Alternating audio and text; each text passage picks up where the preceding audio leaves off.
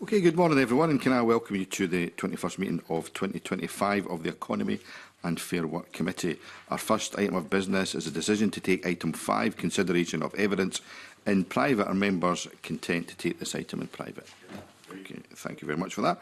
Our second item of business is our final stage 1 evidence session on the Community Wealth Building Scotland Bill. I'm pleased to welcome Ivan McKee, Minister for Public Finance, Stephen White, Head of Community Wealth Building, Laura Moffat, Community Wealth Building Policy and Legislation Manager, and Caterina Capaldi, Solicitor from the Scottish Government. As always, members and witnesses should keep questions and answers as concise as possible, and can invite the Minister to make a short opening statement. Thank you very much, Convener, and good morning, Committee. I'm delighted to be here taking over responsibility for this bill from my colleague Tom Arthur. I think the synergies between this bill and the work I'm already taking forward across the wider public service reform agenda are strong, so I'm delighted to have it in my portfolio. In leading this work, I aim to connect the economic dimension with key elements in my portfolio, including, of course, procurement, planning, community empowerment, and, of course, the PSR strategy. So in answering your questions, being new to this as I am, I'm very keen to listen to ideas and the views influenced by the significant number of responses to the committee's call for evidence. I think community wealth building is about trying to make local economies work better for people and communities. If money flows in and is kept in the area, whether through investment in local business growth, more good jobs or profits reinvested locally, new opportunities are created and more wealth is retained. I think there were several key questions that come up through the legislative proposals as they were developed, and I just want to briefly touch on 3 of these. The first was a question I asked myself: is do we need legislation? There's already good examples of local authorities and others across the country delivering impressive results through their implementation of community wealth building, and indeed, of course, the financial memorandum was informed by investment information from local authorities whose staff, along with other public servants in the NHS and other areas, have driven community wealth building to a large extent. But I think that focused, proportionate and enabling legislation has the potential to amplify this impact and make a contribution to how Scotland's economy operates. The second question was around what the core purpose of the bill should be. Collaboration and consistent application of community wealth building can help to maximise the combined impact of public spending, ensuring that all local and wider regional economies benefit. And that's why the bill focuses on the creation of a new consistent platform to underpin a formal public sector-led partnership approach to local economic development. And the bill also provides for the development of guidance, which will be co-produced with key partners and informed by current good practice. And the final question was around getting the balance right between local flexibility and national consistency. So, of course, local partners and communities are best placed to understand the challenges and opportunities in their area, and that's why the bill gives local authorities and other public bodies the flexibility to develop and implement meaningful actions to meet their local needs. Care has been taken to ensure community wealth building's advancement in the public policy landscape is light touch and complementary with the existing partnerships and policy in linked areas. So the bill is very much about looking forward, laying foundations for economic development format that sees every public pound as having economic agency. The public sector needs to lead the agenda, but working very much in partnership with businesses, third sector and communities, and securing our commitment to community wealth building. And statute has the potential to help support local economic development, ensuring it's focused on real places and delivery for people. So I very much welcome the committee scrutiny of the bill and look forward to receiving your recommendations in due course. Thank you very much for that, Minister. You've touched on an important point already. I mean, do we actually need this bill at all? I mean, there's nobody in this committee against community wealth building, and many members are very passionate about it. But, I mean, is the bill ambitious enough? I mean, what does it actually deliver that could not be delivered via, for example, an agreement with COSLA or ministerial direction to other public bodies? Why do we need legislation when those vehicles could have delivered that clear direction to public bodies to deliver this? I think there's a number of answers to that. I think it's been helpful listening to the witnesses you've had in front of the committee, because there's clearly a lot of support for the work that's been taken forward here, which I think is important. And I think there's a lot of people looking for this to signal direction and intent from government and laying out how we best see other partners across the landscape, local authorities and other public bodies. Does it need a law to do that, or can't you just Well, I think have that agreement with COSLA and set that direction to public bodies, which public bodies like Scottish Enterprise and others rely on ministerial direction letters. Couldn't that all just have been covered through that process? there is scope to do that, and absolutely I think that should be considered. And I'm going to be spending a bit of time over the next few weeks, obviously, engaging with more partners and understanding the views that are out there. I think it does give it that platform and that impetus and corrals the energy that's already there on community wealth building. I think from a technical point of view, you're probably right. I just need to check it would cover everything. Certainly the requirement to do so on ministers wouldn't be there. We'd need to put that on ourselves. So I suppose that kind of future-proofs it, and specifying exactly what was in there. If it's in statute, then clearly it's got a lot more weight behind it, but absolutely take on board the point you're making. So if we are to have a bill, why does that bill, I suppose, ignore the big ticket policy areas that really matter, that we've heard about in evidence, procurement thresholds, for example, SME access to procurement, improved community asset transfer policies? Why are changes in those areas not within the bill? I mean, is it not a missed opportunity to tackle these issues, which really would move the dial on community wealth building? Yeah, and a lot of work's been done there. I mean, on the procurement acts that we've taken forward with that focus on SMEs is significant. Scotland's performance in that area is far in excess of what we see across the rest of the UK or indeed in most international examples. So that has delivered. The changing of thresholds is something we can do without legislation, depending on which thresholds it is. Clearly the internationally set ones are different, but the ones that we've set within domestically, we can change those without legislation. And similarly on asset transfer, there's legislation in place for that, which is undergoing review to understand its impact, and we can build on that. But again, I do take the point, and again, I'll be looking to see if there's any specific examples, and hear from yourselves and others, where there is something that's a glaring omission that should potentially be included in this bill to help give more impetus to the work we want to take forward. Okay, thank you, Minister. Can I bring in Murdo Fraser? Thank you, Convener. Good morning, Minister and officials. One of the issues we took a lot of evidence on was in relation to the guidance that will be issued by Scottish Government, and the legislation makes clear that public bodies have to have due regard to the guidance when they're drawing up their plans. The DPLR committee have just reported on the bill. I don't know if you've seen that report, but their recommendation to us as the lead committee is that we consider further whether the proposed content of the guidance could be included on the face of the bill to provide more clarity to those that will be subject to the duties under the bill. So I'm interested to understand from the government, I suppose, first of all, what stage is the guidance at? What thought has been given to what the content of the guidance will be, and is there any prospect of that guidance being available before the bill completes its parliamentary passage? Yeah, as you expect, I'm going to defer to officials on that, because I've not seen anything myself on that, but that is absolutely something I'm going to be looking at over the coming weeks to understand the status. But, yeah, Steve, do you want to comment? Thank you. Good morning. I suppose the answer to where it's at is, in real time, it's evolving every day through the Foreign Practitioners Framework. That's sort of implicit in its work, building up this collection of real practice so that there's a sort of peer learning opportunity. So the guidance is growing in that sense, based on real experience. We haven't seen the DPLR report yet. I was aware of some correspondence, but that did hint at this, and that there was a reply issued. I know as well, I think, because I used to work with the person who gave evidence, talked about, that there might be some idea of a structure of the guidance put at least in the face of the bill, if not the entire collection of material. I suppose it would be a very significant amount of information across all the 5 pillars, across all the policy areas, to try and capture all of that practice in primary legislation. That there would be a question of working through how that would be desirable, or whether it would be appropriate.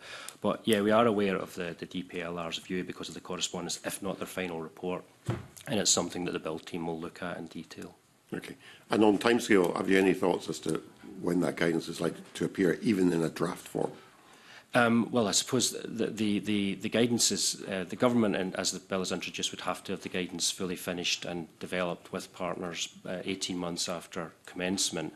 In terms of in draft form, the dialogue which is building up the collection of what will become the guidance at the moment, I suppose discussing with the practitioners network to try and maybe capture a structure, that we need to discuss that with them. But I think that everyone there would be open, and we would obviously be open to helping to put together the corners of that if it would be helpful. But putting an exact time scale on it would be difficult, just being asked the question today.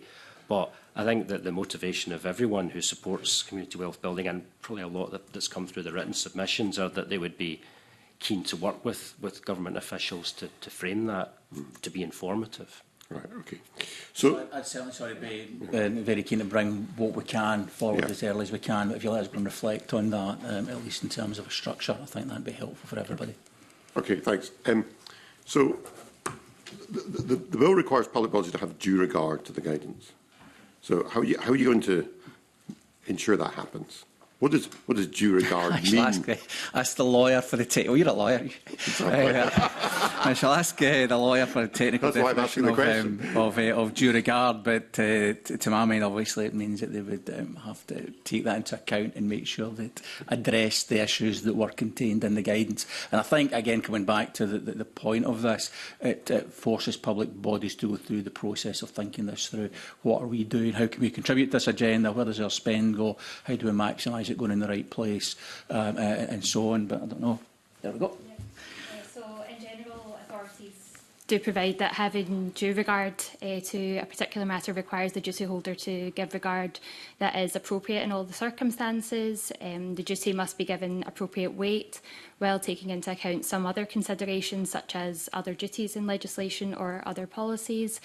And in considering whether a duty to have due regard to a particular matter has been complied with, the courts will give quite a rigorous scrutiny to the decision-maker's thought process, and they've described it as a duty to have due regard to as the test of substance of the matter, and it's not a mere sort of box-ticking exercise. Yeah, okay, thank you. That's helpful. And just one more question on that point. There's a duty on public bodies to have due regard, but not on Scottish ministers. Okay. Why not? That's a good question. Yeah, that's a good question. I hadn't spotted that. I don't know, do you want to comment on that? Yes. I suppose that the Scottish ministers and Scottish Government would be the producers of the guidance, and that the ministerial statement would need to be the subject of a report lodged on the actions taken in the furtherance of that ministerial statement. So I suppose, thinking about that question, that other provisions of the bill were felt to be in advance of due regard and were stronger commitments and stronger expectations of work to be done. But it's certainly something that can be looked at in the round with all of the other evidence that's come in and points that members of the committee make. Okay, thank you. I have one other question on a different topic, which is the financial memorandum. So the financial memorandum estimates the cost of public bodies and local authorities designing and publishing the action plan, which is what the bill requires, but there's no estimate of actually the cost of delivery or implementation or monitoring or evaluation of these measures. So I suppose my question is the financial memorandum too tightly drawn? Is it not the case that the actual cost of delivery will be more substantial than the very narrow cost of just preparing the plans? No, I take the point. So, yeah, that's for the financial memorandum in terms of the aspects that are required by law in the bill. Taking forward that agenda, clearly, if you're looking at how public bodies spend their money or the focus they have in terms of delivering best value from that in the round, and I guess it would apply to the whole system, you would see benefits. That's the whole point of it. You see economic benefits, economic development, economic activity as a consequence of them taking those actions. So there's more value in the system in its entirety. In terms of the changes that public bodies would have to make, clearly that would depend on what is in the action plans. And if they're just deciding to redirect procurement spend from one place to another that they're spending anyway, then that's perhaps minimal. The point on monitoring and evaluation, I take on board, and maybe that's something we should reflect on in terms of the FM. I don't know if you have anything to comment on that, Stephen. Just briefly, I mean, I'm just looking at the table relating to the local authority figures. I think it's probably worth noting that these figures were collected from real information and dialogue with local authorities, and I'm looking here at the totals. The totals are you know, the 4.5 million figure, 4.4 million is around staff costs, and I think that activity already happening on the ground would involve administering community wealth building and elements of monitoring and evaluation, but in no way would anybody claim that these figures are representative of the real experience in every single authority. And I think as time goes on, each authority would need to work out the outgoings for their own local circumstance, and we'll be talking to them about that.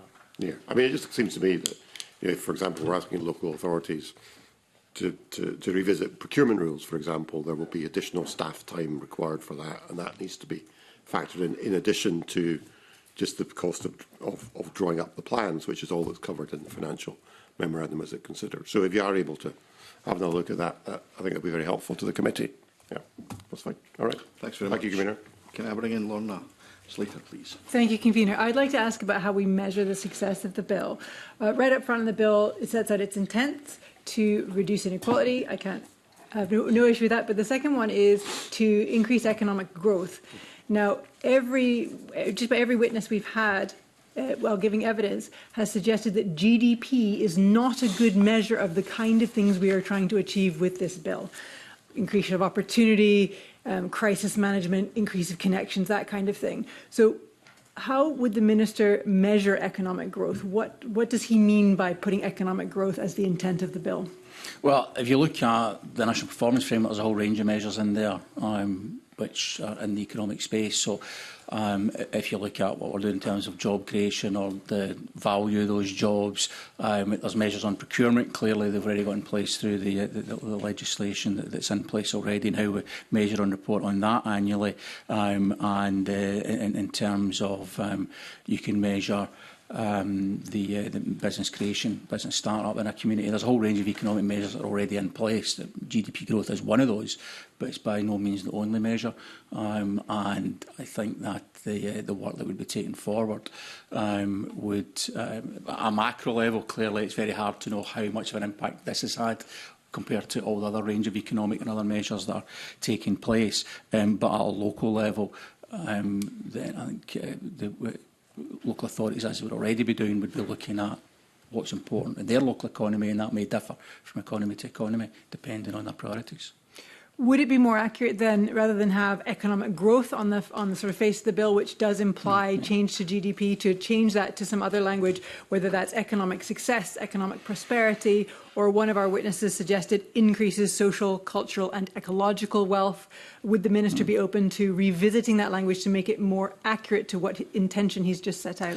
No, we can certainly look at that. I think I get the point you're making. I suppose you want to keep that as succinct as possible, and it doesn't talk about GDP. It talks about economic growth, which obviously is a catch-all for a whole range of measures, and economic activity and economic success. I think that's important to recognise that, but as I say, there are, depending on who you talk to, they'll have a different interpretation of what that means. So I think we can reflect on that. Which is, I think, my issue, Minister, because different people imagine economic growth in a different way, and in sort of the cultural zeitgeist, that means increase to GDP, which I think we all agree isn't the sole thing we're after here. Thank you for that. In terms of measures of success, one of the things that's come through our evidence is the idea that there should be some sort of community audit, that as these projects progress, the community itself should have some sort of evaluation as to how it's been working for them. Those sort of measures aren't in the bill. The bill just sets up the kind of intentions without setting up ways to track or measure this. Would the Minister support amendments to the bill, or has there been any thought about how success may be tracked? It's a good point. I mean, I'll ask officials to talk to the detail on that. I suppose the first question is, how do you define community? I mean, clearly, define it as local authorities, then they are part of the process and are at the core of this. If you're talking about more local communities, neighbourhoods and so on, then clearly the mechanisms for that in place to enable that to happen to the extent that we might want, and that's obviously part of a broader agenda around about the Democracy Matters work that I'm taking forward separately, but has a lot of crossover to this work, clearly. So in terms of how we measure I think that's absolutely what we're very happy to consider that. And I'll let officials talk to the specifics on it. In terms of the mechanism for communities holding to account, I think we'd need quite a bit of thinking as to exactly how you would make that happen. Thank you. Yeah, I tracked that suggestion. It definitely come through in one of the evidence sessions. And I think, having worked on the development of the bill since the beginning, that there's been a thread through its development kind of ethos about simplified and work with what's already there, the elements that the Community Empowerment Act would oblige public sector bodies to do. So sort of working with the public sector landscape as is. I suppose there could be a dimension of the guidance which would stipulate that would be good practice and maybe set out how it might be done if certain areas want to do that. Of course, a much different approach, or I suppose a compulsory approach would be something on the face of the legislation about it. But a community audit, I think probably would be interesting to talk to people out there in the discussion and the stakeholder community about what the parameters of one of them could be, because there must be different ways to do it. But it's a very interesting question that I think we picked up through evidence and will pursue. I think the committee, I'm hoping I'm speaking for the committee, have a general concern that this mustn't be a sort of tick box exercise or a talking shop. We want this to have impact, and in order to judge that impact, it would have to be able to be measured or audited in some way. So it's a theme we'll come back to. My final line of questioning then is about the organisations that are on the two lists of significant organisations, and just what criteria was used to put those organisations on the lists, because we've heard from witnesses, maybe people who are missing from that list. Why is it two lists? Maybe it should be one list. Should organisations with significant amount of, for example, land assets be considered differently from organisations that perhaps have purchasing power? So just some understanding as to why those lists are the way they are and who's on them. No, I think it's a very valid point to consider. I think that the reason there's two lists is the first group are the group that are working with the local authority to put the plan together. So they are seen as being at the core of economic activity and have a very significant input to what the plans would look like. And then the second group, the longer list, is the bodies that would need to have regard to that when they put their plans together. Now, you could say that maybe all public bodies need to take it into account when they're putting their plans together. Maybe that's too wide, although there is a significant number on that list already. I suppose you need to look at the ones that aren't included and see if there's a case for them to be included in that due regard requirement. And also in terms of the public bodies that should be working with local authorities to put the plan together, if a case can be made for them to be involved proactively at that stage. Remember, that's beyond having the due regard requirement. I think that can absolutely be considered. What you don't want to do, and again this comes back to the principles around about the public service reform strategy, is you want to keep everything as simple as possible. You don't want to be giving people extra work to do. They don't have to do it, and you don't want to be creating complexity across the system for the sake of it. So I think that it's about getting that balance right. But in terms of and I think I need to check that in terms of the scope for who we could add or take off that list, how we would execute on that. But I'll let Stephen talk. And I'm interested in the criteria that was used to choose people for the shortlist in particular. I think the core of that was in this overall spirit of informed and light touch. It was who had the most economic agency, who had the most sort of economic influence to have that core group come together. Also allied to the fact that the longer due regard group, it was informed by, I suppose, how many other duties did that group have? Because if you look at community planning specifically, there are some on that group like fire and rescue, police, who are not in the core group. And I think it was this idea of certainly introduction, open for discussion, to separate those with the most economic influence and potential impact, and that everyone has economic impact, because every pound, as the Minister said in his opening remarks, has economic agency, but to have a lighter touch approach to what they would be obliged to do. But that call was made, obviously, for discussion. Brilliant. Thank you very much. Thank you, Convener. Just on that point, so looking at these anchor organisations, what consideration was given to, I suppose, creating a formal role for those organisations when it comes to actually co-designing the action plan itself? You've highlighted the importance of organisations, but what shouldn't they be co-designing the action plan with local authorities? Well, the first group, that's what they would do. So they would, the relevant bodies would work with the local authority to produce the plan. So that's the colleges, the health boards, Scottish enterprise agencies, SDS, and the regional transport partnerships. So that's the kind of core group, if you like, that would work with the local authority to produce the plan. And then the wider group are the ones that have to take it into account when they're producing their corporate plans. Okay, but I was thinking more of within the bill, the actual formalising that role as a co-design, as opposed to sort of inputting into that. But it's certainly something that came back in since some of the evidence.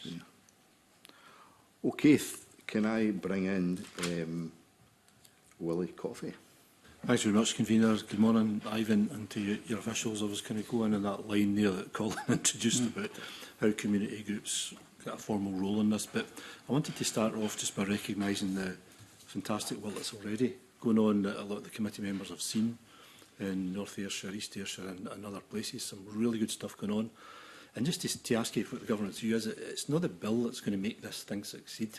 It's the dynamic between community groups and officials within the authority that will drive it. And we've seen evidence of that already, Ivan. It's just to see, will the bill, as you say, amplify that across Scotland? Because it's not happening across Scotland. We know that. And our hope is that the bill will do that. So do you recognise that what's making this thing tick is the good work that goes on locally with the organisations that the convener was talking about there, but driven by really good, committed officials to get it working? No, you're absolutely right. It's down to individuals and local authorities and community groups and organisations that look at this across Scotland in terms of development trusts and other great work that goes on that I've got a real focus on this. And obviously you've had some witnesses and I've done a lot of the thinking behind the theory of this and learned from other international examples. So it's those folks that kind of drive this. And I suppose it's looking at that and saying, well, we've got this in part, as you rightly identify, but not to the extent that it could or should be across the whole country. So does the bill give it that impetus to be able to make it an issue that people need to take more seriously, which then forces them to go and learn best practice from others? Mm-hmm. The people we spoke to locally, they were at pains to emphasise that they valued their participative role at the outset of this, rather than officials coming along and telling them what we're going to do to them. There's very much a sense of we're actually in this kind of partnership, really, and we feel as though we're driving this. That's the key to the success of it, I think they were saying, and that kind of leads me on to Colin's question about formalising that role in the bill. It's one of the smallest bills I've read. There's only 12 pages in it, and it's really nice, but there's no real formal connection to require, give due regard to engaging with the public to shape the community plans to begin with. I just wonder if there's a little balancing that needs to be done there to make sure that they have a role in defining what these community plans actually look like. So, yeah, I think we need to unpick that a wee bit. There's a relevant public bodies, and the language that there is each local authority and the relevant public bodies must prepare a community wealth building action plan. But that list of public bodies, it's big public bodies, it's colleges, health boards and economic development agencies. And then the due regard list is another list of constituted public bodies, but it isn't, as you rightly identify, and the point that Lorna was making as well about the community's engagement in this. How you actually formalise that is a question, but I'd be interested to take views on that. And I'll get officials to comment on whether that's been looked at, because again, that kind of has to recognise that the level of development of community organisations across the country is very, very variable as well, be that through community groups or be it through community councils or whatever. So the process by which you would engage them is obviously going to have to be flexible to take account of that. But I absolutely take on board the point you're making. If you're going to have something that's going to work in a local authority area, then the engagement with those who we are seeking to support, if you like, is hugely important. And again, you would say that local authorities could and should take that forward, but that would, of course, be variable as well. So I don't know if we've done any thinking on that. Thank you, Minister. I'll let Laura sure. take some of this as well. And actually, yeah, Laura, maybe you want to discuss that. I just wanted to add that there is a duty in there for the local authorities to lead a consultation prior to publishing the action plan. So that is implicit in that is that they would engage with communities in doing so, and it's something that we would be thinking about in more detail as we develop the guidance and good practice. In terms of actually putting on the face of the bill, as the Minister says, it's something that we can explore further. In terms of what we were considering during the development of the bill, it was about kind of proportionality. As the Minister highlights, the kind of landscape and the organisation varies across the country. And if we put a legal duty on some of these bodies to actually engage with the community wealth building partnerships, is that proportionate for them? So I think there is that, that balance of ensuring through guidance that will be statutorily required. We hope will make sure that they're engaging with the right people as they consult on that action plan. Stephen? The Ayrshire, who were the pioneer councils in part of Scotland, that will be informing the guidance in this element. And I suppose that, and there are other statutory commentary and legislation on community empowerment and engagement. And I suppose the question is that these democratically elected councils have pushed this, and it's something that can be examined further, but does it require to be kind of instructed, or is it just capturing in a consistent way across Scotland what's already happened and what communities feeding back have actually benefited from and enjoyed? Thank you. Thank you for that. Last question. Ivan, is there a place for local place planning that we were discussing at yesterday's committee, the Housing Committee, as part of the National Planning Framework process in developing local development plans? As you know, local communities will come up with, devise, construct local place plans. Is there a connection, do you see, between that process and this process? So, I think it's a really interesting question. There's, as I mentioned in my opening remarks, I see huge linkages between the wider public service reform agenda, and particularly the work there around about community empowerment, the work we're doing on the Democracy Matters work, the work we're doing on single authority models, the works to strengthen community planning partnerships. There's a lot of linkages across here. Now, the place plans obviously sit very much in a formal structure of how you put a local development plan together for planning purposes, but clearly if you're a community, you're not thinking about it in silos. You're thinking about, I want to do this because it's got a place benefit and an economic benefit and a social benefit and a whatever. I want more houses or not because I want more activity, economic development, whatever. So it's all joined up. So I think that one of the things I'm keen to explore further over the coming weeks is the relationship between this and what we're doing with community planning partnerships, because those as an existing structure, how integrated should this be with the work that they are doing? Okay. Thanks very much for that. Thank you. Convener. Thanks very much. Can I bring in Gordon MacDonald? Yeah. Good morning, Ivan. I wanted to ask you a question about finance, because finance is key to all this in two aspects. One, about additional spend through procurement with SMEs, and the other one is access to finance for community groups and social enterprises. So, looking at SMEs first, we saw there was a huge range in spend. NHS Glasgow was 12.5%. I understand some of that because of the drugs bill that they have to pay for. But North Ayrshire was at 26%. So should there be targets set for SME spend and also local SME spend for companies that are operating in, you know, a council area or a health board area or whatever it is? So, I mean, I think if you look at the annual procurement report, 47% of the total public sector spend, the £16.5 billion, goes to SMEs, right? So, and that's the point I made earlier. It's a significant number, and that doesn't mean that there isn't a lot of work already also happening to increase that further. Interestingly, the proportion of public spend that goes to SMEs is higher than the proportion of the economy that is SMEs. So SMEs get a bigger proportion from the public sector than they do from the private sector, which is an interesting thought to reflect on. The issue then becomes one of definition as you move into more local areas, because if you're in Clackmannanshire, the scope that you've got for spending with local bodies within your council area is one thing. If you're in Glasgow, it's a different thing, because clearly there's a lot more businesses and a lot more scope to do that.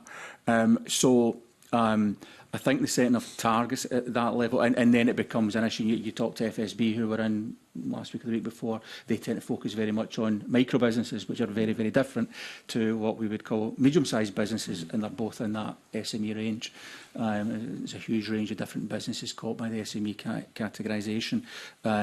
So I think you would need to be very careful about setting targets in terms of where what exactly you're measuring and comparing like for like. And then, as you said, a health board spend is very different to a council spend in terms of the scope they've got for spending locally. I think that that being considered as part of a plan is probably the best way to do it, to allow for those local variations. But if you've got, I accept that the situation's very complicated, but if you don't set any targets, then what's to stop organisations just paying lip service to it? Because at the moment, out of 32 local authorities, you've only got 8 that do any community wealth building seriously. So what's to stop an organisation using it as a tick box exercise? But that's always the danger. Of course it is, and we need work to make sure that that doesn't happen, and designing the legislation correctly is important in that regard. So I think it comes back to the point that Lorna was making about how you measure and evaluate. We're certainly open to consider how you would do that in a way that would work. And it's also not just then the local authority and those relevant partners, it's all the other partners, public bodies that are on the long list, and what money they're spending in the local community as well. But I don't know if we've got any more thoughts on how we developed thinking on that. I mean, we're familiar with this coming through strongly in a lot of the evidence submissions, and I suppose that what we are relying on as people working in community wealth building is advice from our own colleagues in procurement, and there'll been a long history probably of discussions about targets or not. I suppose that it would be open to any local partners in a plan, as the Minister indicates, to set out targets if they want in their plan, but that's, I suppose, they're different to obliging centralised targets. Yeah. It is something that has been a thread through the discussion of community planning, of community wealth building, since it began. Yeah. So the other aspect is obviously when we were out doing our visits, we met a lot of community groups who had taken over derelict land or repurposed buildings, but the difficulty they were having was having access to funds. So what steps are the government going to take to deal with that issue, either in the action plans or in the guidance? So, I mean, the things you're talking about there are very much into those 5 pillars of the community wealth building, about finance, and about workforce, and about procurement, and assets and land is a key part of that. And I suppose that goes back to the point about this is about giving impetus to all the other work that's happening in those different pillars that support that. And there's clearly already funding in place around about moving on vacant and derelict land, and of course there's the community asset transfer legislation that supports that as well. So there are mechanisms to do that. So this bill per se wouldn't address that, but is there consideration in other bits of the system around how you support that? We've talked about procurement, asset transfer, and the funding for that is another part of that. Clearly how much money you put into that in any given year is budget dependent, but there is funds there. And I would expect that to continue. I don't know in terms of the detail, the vacant derelict land fund and other things that are there. Well, I certainly wouldn't be able to recount exact numbers, but if the committee would find it useful, the contributory areas, which are broad, and we could certainly write to the convener with some of the indication of what would be in scope of relevant amounts of money. Yeah. I think probably one thing that the legislation does in seeking to establish this consistent place to have these sorts of discussions, it would give in the plan something binding that all of those calls for resource, discussions about change required, even future legislative change, they can all be had in one place in an economic context, which is something which doesn't exist at the moment, is had in different places, so there is a joining up opportunity there.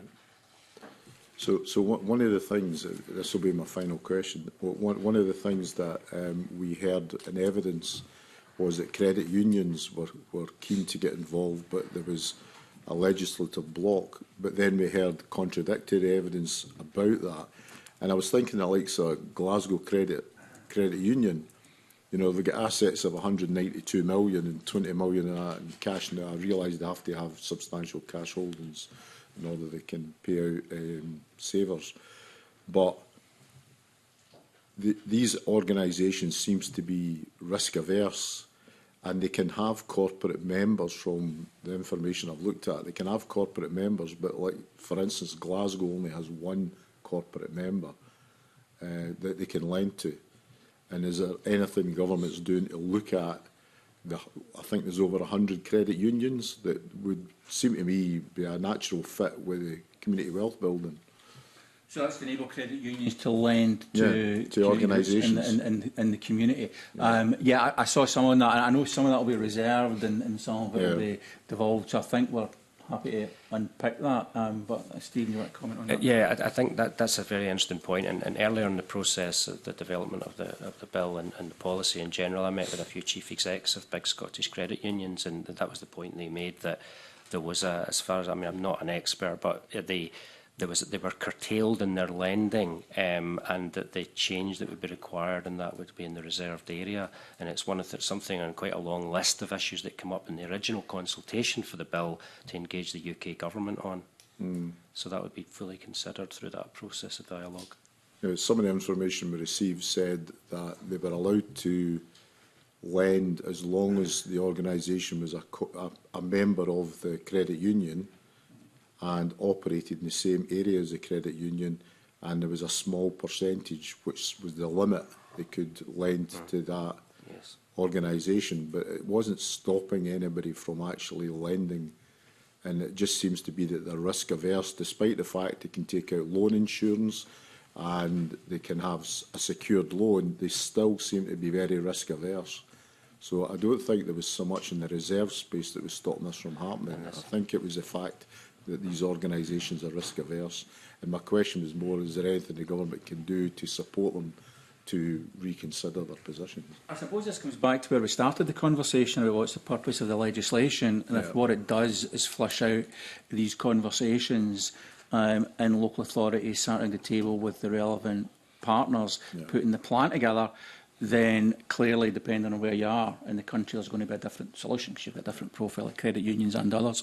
And if it flushes out those issues, and if the guidance says, yeah, you should consider credit unions in this, then I think that kind of points to the value, perhaps, of the legislation in enabling people to have those conversations. Okay, thanks very much. A couple of supplementaries, first of all, from Jamie Halco-Johnson, then Kevin Stewart. Thanks very much. Morning, Minister, panel.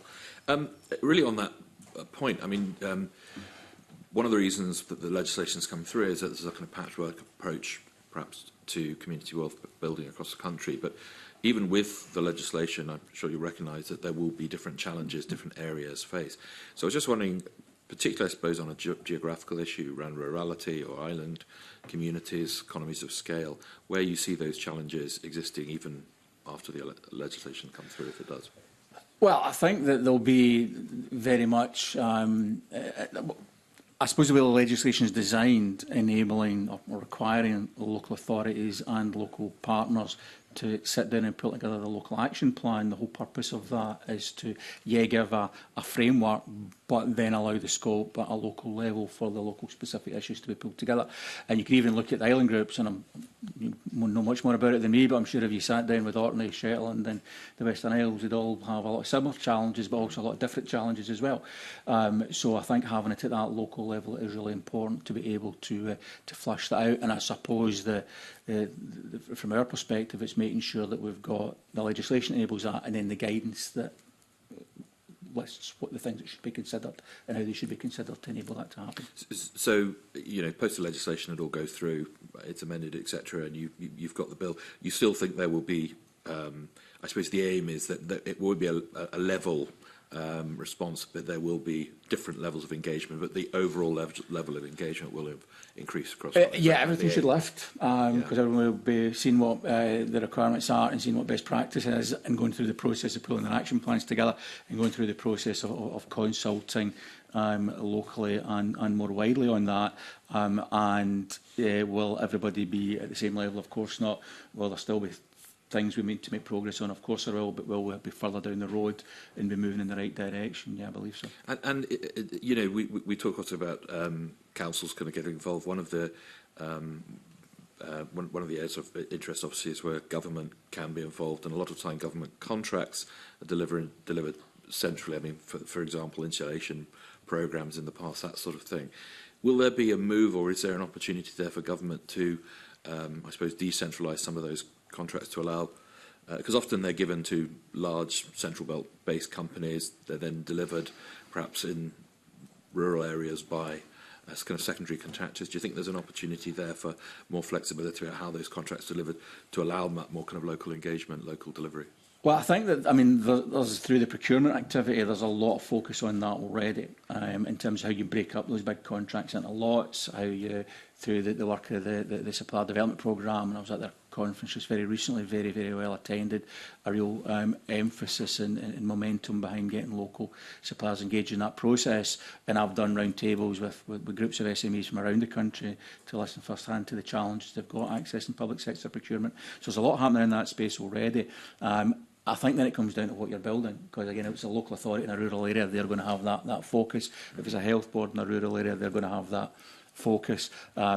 If it's something that's on a large-scale construction project, then clearly there's a limited number of people that you'll be able to engage with, but there is already work in place to support how that cascades down through the tiers in terms of the Fair Work and local content agenda and so on. So I think there's a lot there. This will obviously give it more emphasis, which I think will just help to move it along. Okay, thank you. Kevin Stewart. Thank you, Convener, and good morning, Minister and to officials. Minister, would you agree that the most important thing about this bill is communities? Yes. Okay, there's a lot of important things. That is very important. Thank you. Well, this is going to go next. And often we have situations where communities get turned off in terms of getting involved in good work because they feel excluded. Would that be fair to say? Yes, I suppose it comes back to my earlier point about how you define communities. Many definitions of communities, but you know, whether that be a small village or hamlet or a wee neighbourhood in a big city, it is a community as they see it, and they have a vital role to play in terms of community wealth building, and we have a duty to ensure that these folks are empowered as much as possible, which I'm sure you agree with as well. In terms of making communities the very best and ensuring that there is positivity from communities, do you think it is right to ensure that when we are making changes, that our communication and our listening to communities is right? Absolutely, yeah. In that case, Minister, could I ask you to look at today's official report? Because I know that there are folks in my constituency who have quite an interest in this bill. Some of them don't think it goes far enough. Maybe I don't as well. But one of the things which you know, is frustrating is some of the level of management speak that there has been today. And quite frankly, that turns off communities from getting involved. How are you going to ensure that we get rid of that? That we have plain and simple speaking and not gobbledygook that turns folk off? And that's a broader question, of course, Kevin. I think I've got a lot of sympathy with the point you're making. And I've spent many, many happy hours rewriting official or government documents to remove much of that language. I think there should be a limit in the number of verbs you can have in a sentence, for example. And I think there are certain phrases in due course is one that springs to mind that we should probably ban. But I think that's a separate exercise which has got much broader applicability than what we're talking about today. But I've got a lot of sympathy with it. Yeah. Well, I think, you know, there's a wee bit of jocularity around about this, but it is quite simple. You know, listening to what we have heard this morning is a turn-off to my constituents. I know that because I've already had a message around about it. And we can't afford to have folk turned off when it comes to community empowerment and community wealth building. And I would ask in all seriousness that all of us look at the language that we're using and actually listen to people around about these very serious issues.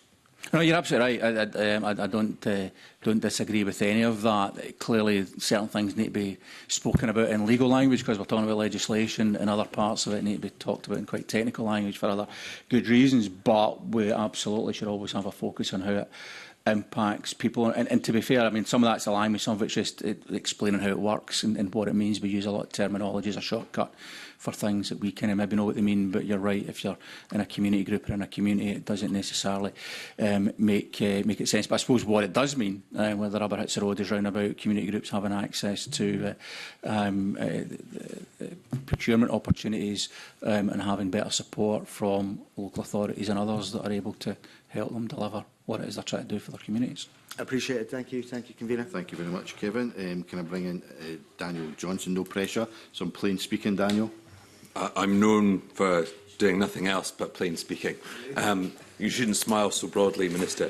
I mean, I think the subtext this is there is a risk with this bill that essentially all that really changes is the government issues another set of guidance, that there's a round of consultations by local authorities and they produce a report. But so look, I think been 4 suggestions in our, or at least that come to my mind, for things that could be changes to this that we could look at stage 2, and I just wondered if you could consider these. So first of all, just drawing on what both Lorna Slater and Gordon MacDonald were looking at, could there be a consistent set of metrics, perhaps not necessarily on the face of the bill, but maybe as a subsection of the guidance, and a requirement for local authorities to set their own targets. So that's, I mean, I think you make a good point about you can't have one set of targets that applies to each area. But if you had a consistent set of metrics that each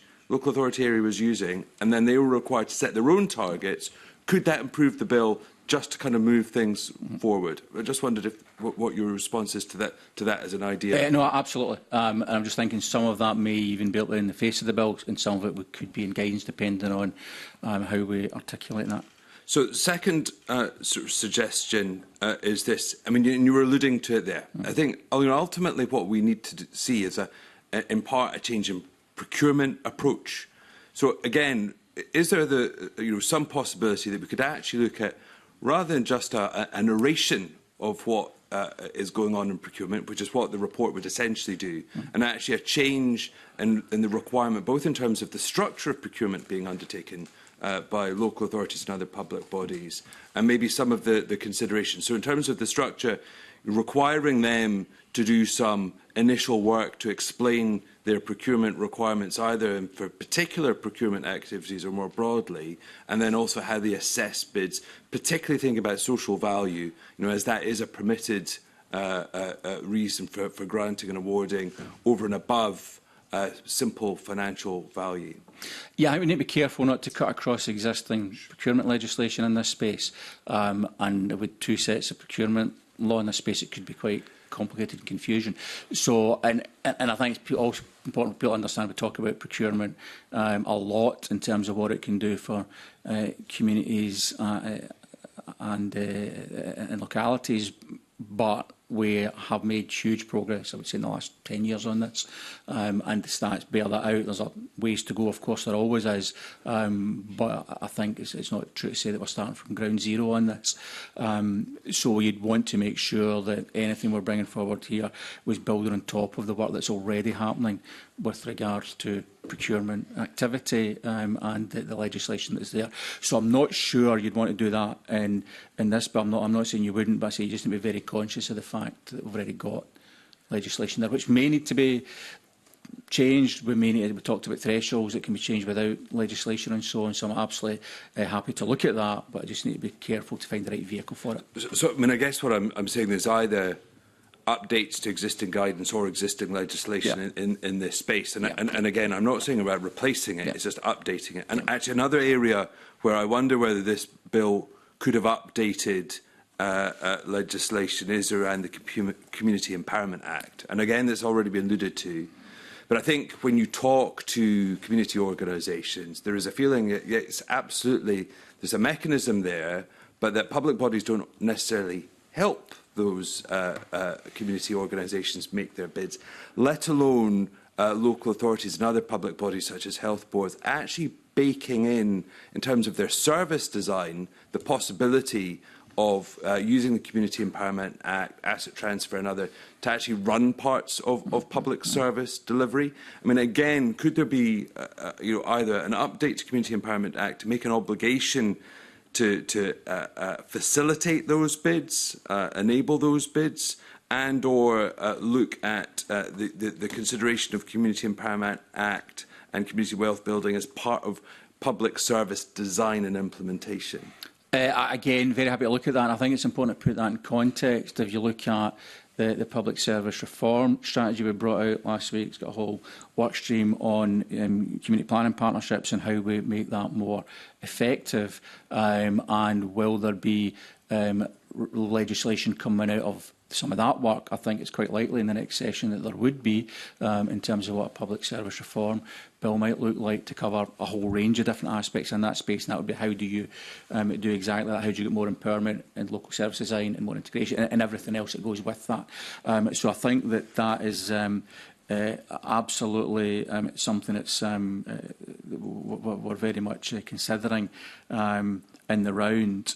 I suppose, again, it comes down to what the most effective vehicle is, and if there are specific things here we can do in this bill, given its timescale over the next few months, then very happy to look at that. But this isn't the end of the story, I suppose is what I would say. I think there's a lot more to be done. And there's also Democracy Matters work, where we've indicated we'll take legislation on that in the next Parliament, round about single authority models and how we strengthen CPPs, etc.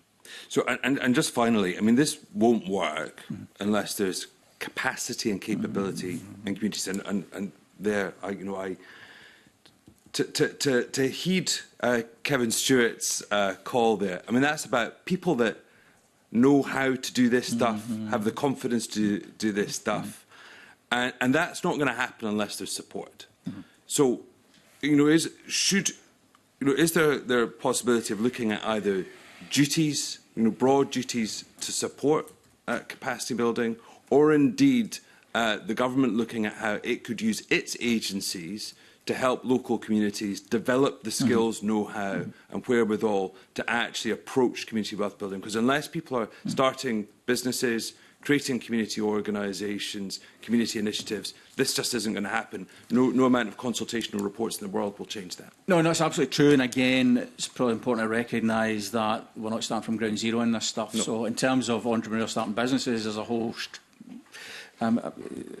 series of work streams in the National Economic Strategy that are addressing or seeking to address that in terms of community development trusts and so on. Again, there's a lot of great examples, including my own constituency, and a lot of work at a Scotland-wide level through organisations to pull that together and share best practice and give that momentum and impetus and take it forward. So I think, again, there's a lot happening there, but I absolutely recognise the capacity point and the role for us to help to support that where we can.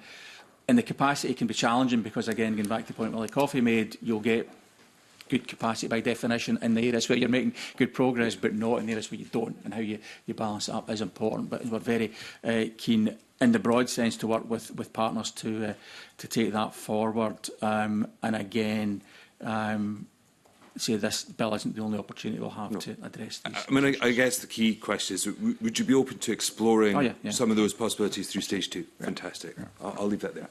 Okay, Daniel, can I bring in Lorna Slater for that supplementary? Just a quick question on the metrics and so forth that Daniel was speaking about on data collection. One of our witnesses was very clear that it's very hard not only to kind of assess what's already exists in terms of community wealth, but how progress might be measured, because there isn't data collection. So again, I wonder if ministers or officials would be open to putting either data collection requirements into either the guidance or into the bill itself, because whatever we end up deciding to measure, there will need to be obligations to collect data on those metrics in order that we can track progress. Again, it depends what you want to look at, right? In the procurement space, I mean, we've got a ton of data. Every public body every year produces a report. We've got a consolidated report that comes out that pulls all of that together for the 100 and whatever it is public bodies in terms of what they've spent, where they've spent it, who they've spent it with, etc. So there's a lot of stuff there in that space. But again, if there are other areas where we want, and coming back to the metrics discussion, where there are areas where we think that we're clear on what we should be measuring, and we want to have a reporting mechanism on it, then yeah, absolutely, let's look at the most effective way to do that, but always remembering we don't want to put too much burden on public bodies or communities to spend all their time. No, I understand. It's reporting on things, so it's a balance. It came up with witnesses around things like how many businesses are cooperatives and social enterprises, how many people do they employ. We don't know that. That's not something that I'm aware that we have data on. The evidence we took suggested that that's not something that's widely understood. That's a key pillar. Employee-owned businesses and so on is a key pillar for community wealth building. So that's just an example. I take the point that procurement is one of both the easier pillars to implement and to measure, but some of the other 5 pillars are more difficult to measure, but we will want to make progress with those as well. I'm very happy to look at that, but as I say, I think very often with this stuff, if you go look, you'll find the data. It's just people haven't necessarily gone and asked or talked to the right people, asked the question, but we can certainly go and look on some of those, because again, maybe I'm wrong, but I'd be surprised if there wasn't data on some of those things you've talked about, but we can go and check on some of that. Thank you. Can I ask a question, Minister, your wider public sector reform hat on? The bill obviously aims to empower local authorities to transform local economies through community wealth building, but councils in Scotland still lack a general power of competence, which was something given to councils in England by Section 1 of the Localism Act in 2011, obviously effectively give councils the ability to do anything unless it's prohibited by law. And that seems to have helped cities like Preston to really pursue some innovative work on community wealth building. Is there a fear that without that general power of competence, councils may be hesitant to pursue some really innovative approaches for fear of overstepping their legal responsibilities? Right, so again, there's a few things to unpick there, and it comes back to, I'm asking people the question in response, what do you mean by community? Because that's quite important, because a lot of the conversation, people have visualised it happening at a very local level. And technically, obviously, community partnerships exist at a local authority level, which it can be, certainly in the bigger local authorities, quite a long ways away from where communities are. So I think understanding that, reflecting on that context is important. I don't know that there'd be anything in here that would or that they would seek to support councils to do in the community wealth building agenda that would be problematic and would require the general power of competence to take forward. But again, if there are examples of that, it would be interesting to see areas where councils think that they would like to do things, but they're prevented within their powers from doing so within the community wealth building agenda. The general power of competence clearly is another issue, and again, I'd need to go, officials might have more information on this, but it's not their area, obviously.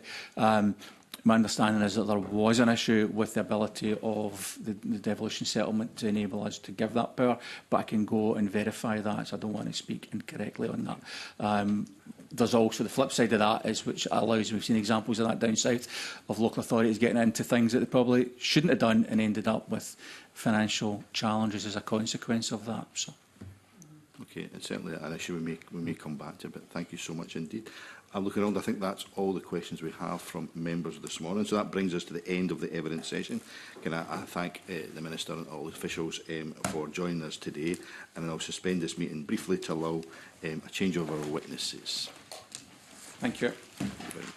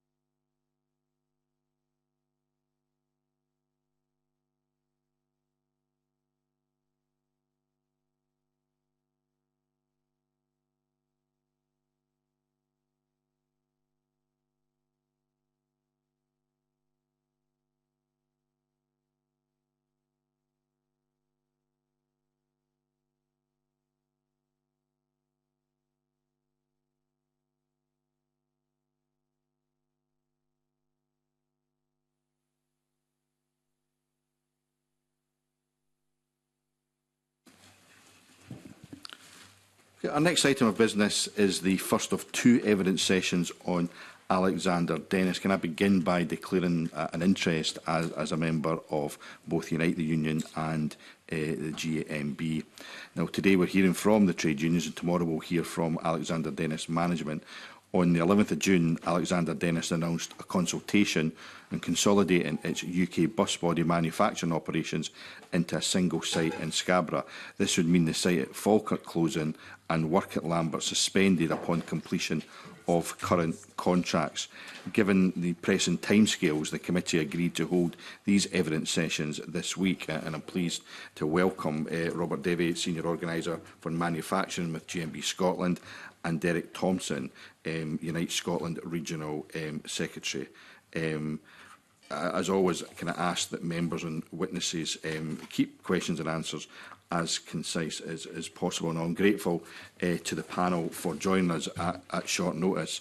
But clearly this is one of the most significant industrial threats that we've faced in Scotland for many years. 400 skilled direct jobs at risk at a company that should be playing a major part in Scotland's net zero ambitions. So we're keen to understand from the trade unions today not only how we got here, but what must happen now urgently to try to save those jobs and stop this closure from becoming a done deal.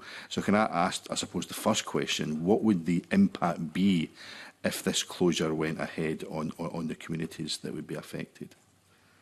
Thanks again for the opportunity to speak here. Firstly, you were right about the urgency of this. The timescales are now quite important that we do discuss that with you, given that Parliament goes into recess and also they've been in a 45-day consultation period, and also the fact that the plant shuts on Friday for 2 weeks because of the Falkirk holiday area, Falkirk Fair.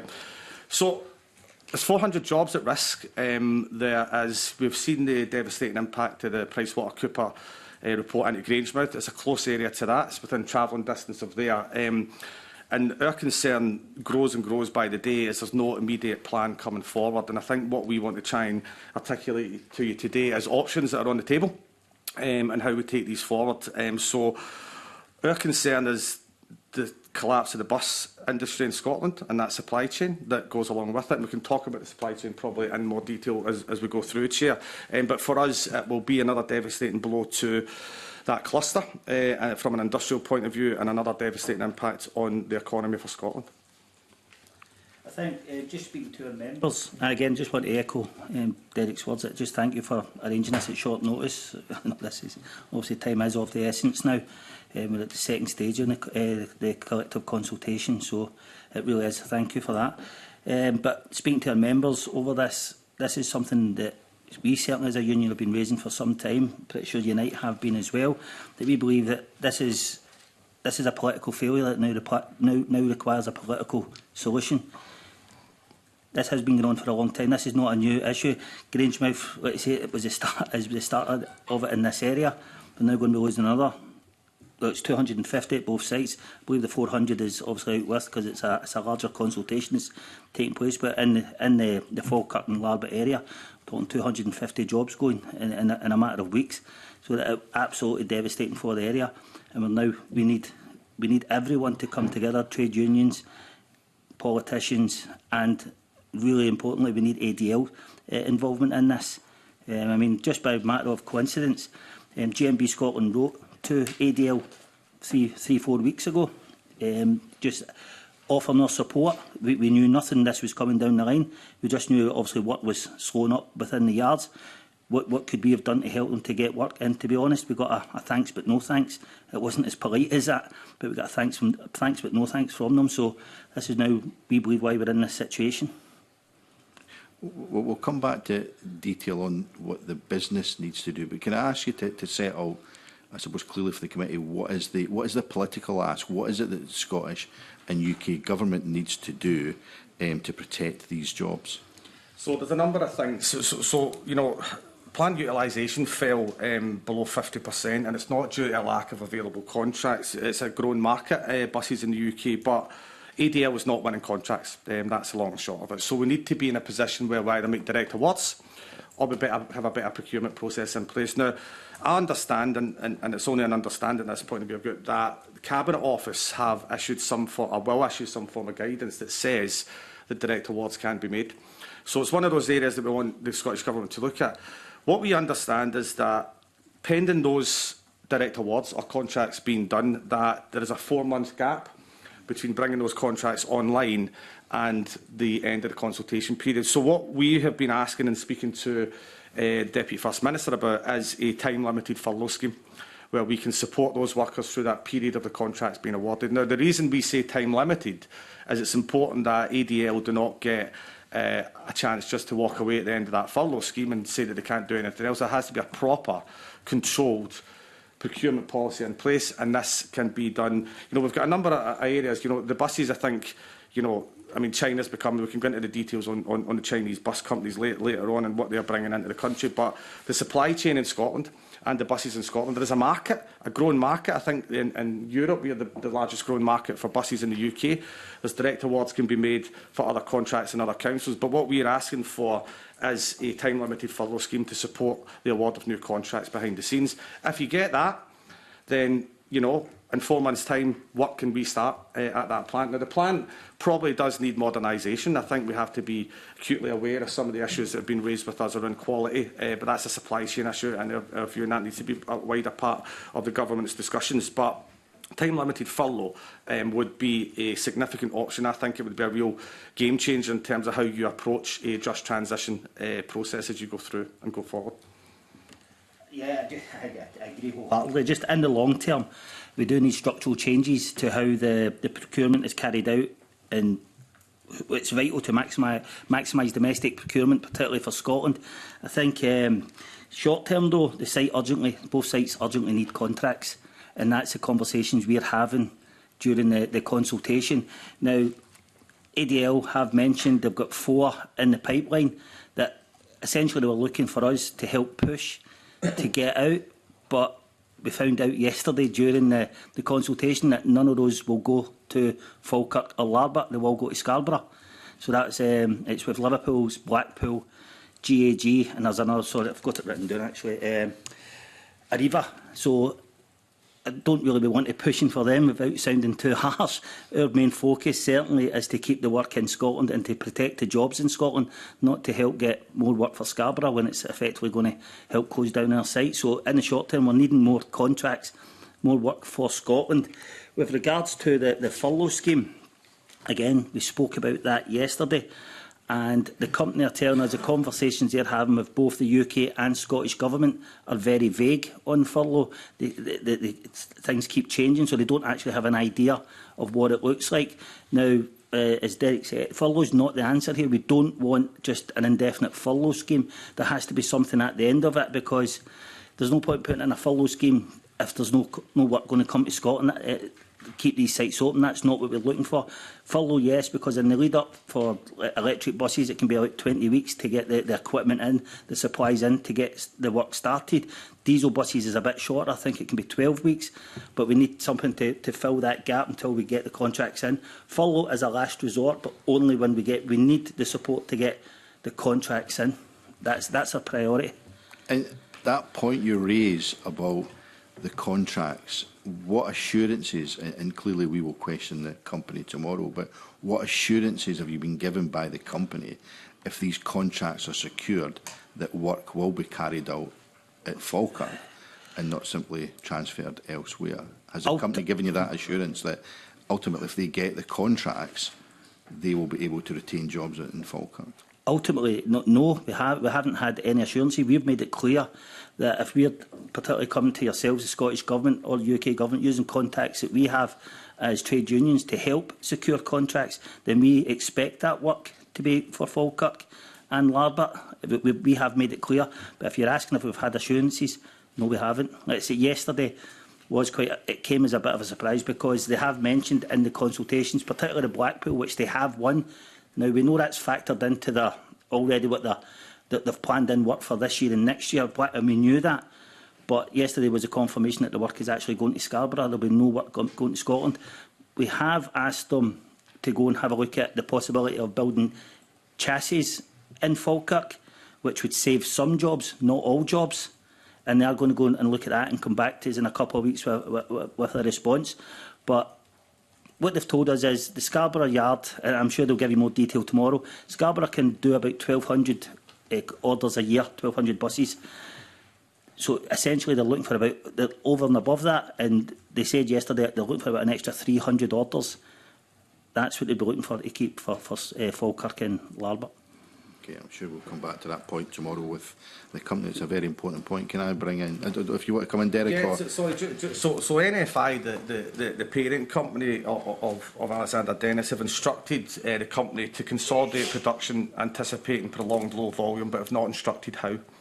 All right, so the final closure of ADL Falkirk Larbert has not been signed off. So what we are saying here is that they've told them they need to cut costs. One of the options they put on the table is this closure. Unfortunately, prematurely, they've entered into the 40-day consultation period, which really holds a gun to a lot of our heads on this issue. So what we are trying to do is be proactive and come up with solutions that are available and put to the company. And that way, you know, ultimately we can find a solution through that process. But production is low across all sites in terms of bus delivery. There's a number of factors for that we can probably come back to, including the EV mandate and stuff like that across the UK, and also what's happening with, you know, most, you know, you take London buses, for instance. I think they bought 433 buses, which were with Alexander Dennis and then went to the Chinese company BYD. So there's a market for the buses here in the UK, unfortunately, due to a number of factors, including cost, supply chain issues, and, you know, different elements that some of this is going overseas to be brought back in. And I think, you know, disappointed that nothing was in the industrial strategy for the sector, and that was announced by the government. There was something for England, but nothing for Scotland. So it's probably going to be incumbent on the Scottish Government to look for solutions. Okay. Can I bring in Daniel Johnson? Thank you, Convener. Can I just begin, just be interested in understanding kind of the scope of your representation on site between the two unions, just so, yeah, what is the sort of breakdown of what areas are you both, the two unions representing?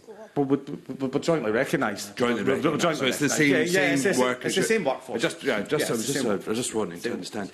Well, look, I think there's two things here I'd like to ask about broadly. I mean, one is, I think, how we got here, and then secondly, what can be done, and specifically just delving into some of the points, Derek, you brought up around Subsidy Control Act and what's actually in the art of the possible. But just in terms of how we got here, I mean, just some of the, we've got some numbers in front of us. It looks like basically the business just really has sort of not struggled to recover into pre-pandemic volumes. If you look at the volume of buses, you know, the pre-pandemic, it was about 1,200 a year it was producing, and it's just been unable to recover to that level. Is that the sort of the correct assessment, or are there other factors going on that we should be aware of and be looking at? I think it's been mentioned that it's a broken economic model that allows contracts to go overseas all the time. I mean, it's a race to the bottom. It's having a huge impact now on the manufacturing in Scotland. So, out with that, you know, Chinese imports are having a significant impact on the UK bus market. So there's already tariffs on that, and obviously tariffs is a much wider issue given the global situation. But BYD, who were a partner of Alexander Dennis before, are now in their own right. So they've got UK contracts. Their model is £400,000, which is around £100,000 cheaper than what it costs to produce here. So there's a supply chain issue involved in this as well. And I think Alexander Dennis in 2024 had 11.6% of the UK market share. But it's estimated that the Chinese importers will start to increase in that over the coming years, up to 10, 15, 20% of overall bus manufacturing. So, you know, there was significant money put in by the Scottish Government on R&D, and that's obviously to do with the future evolution of that. But there is major issues around that, as we all know. We've been in discussion on this before, around battery power, the structure of energy and stuff. Energy costs as well are massive in the UK, and again, that's not going to change to 2027 under the industry level. So, as Robert indicated, there's been a long, drawn-out sort of death nail on this over the past couple of years, and what we're seeing now, I think, is particularly in NFL, who are the parent company, a Canadian company, they're looking to cut costs in one of the markets as in the UK, because they just don't see as able to compete with the current markets that's there. So I think there is a need for investment in the site. There's also a need for upskilling in the site, which we can come on to. So can I ask about that? Because again, just in looking at the numbers here, and I'm looking at headcount and the balance between production and selling and administration. So, in comparison to pre-pandemic levels, production headcount is lower, but selling and admin is considerably higher. I'm just, is there a question here about kind of the focus of the business? I mean, is there an issue here about them focusing more on sort of the administrative side of things as opposed to production side of things? I mean, is that a red herring? And apologies if I'm asking daft laddie questions. No. So, I mean, I would need to look into the administration side of this, Dan. I mean, listen, this came out a bit of the blue for us as well in the past couple of weeks, so we're still finding our feet inside the company, and a lot of our research is focused on how we can secure the furlough and additional contracts. But I'll certainly look at that, and I'm happy to maybe email you back in with that. Yeah, I'd really say our focus has just been trying to secure contracts and get as good a deal as we can for our members in there just now. So just touching on the points that were just raised by yourself there, Derek, about China and the considerations. I mean, my understanding is under the Subsidy Control Act that, first of all, you can award or take into consideration social value. You can also, as you say, provide direct awards, and that you can treat non-treaty countries differently to bids from treaty countries. And given that China is not... And I wonder if I could just add the additional thing. I think we all know the importance of trying to encourage people into public transport. Yep. And that transport should be seen as absolutely critical to the economy. Do we think that more conditionality could be or should have been placed on the grants provided both by Scottish Enterprise and the Scottish Government? And going forward, do you sort of share my understanding of what the Subsidy Control Act may allow us and afford us to do going forward? Yeah, that's certainly my understanding over the past couple of weeks, and we'll wait to see the Cabinet Office guidance that I'm sure is going to come to the Scottish Government on the issue of direct awards. What was the question after that, Daniel? Sorry. Well, it was just really about the Subsidy Control Act and whether or not more conditionality should have been applied on the basis of that to the monies coming forward, both directly from the Scottish Government and also in terms of the grants coming from Scottish Enterprise?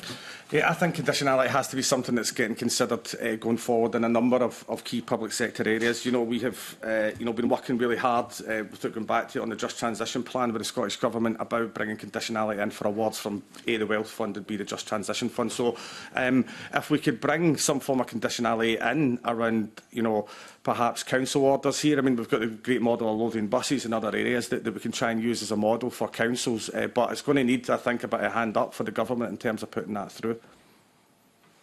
I think, yeah, Daniel, the conditionality is absolute.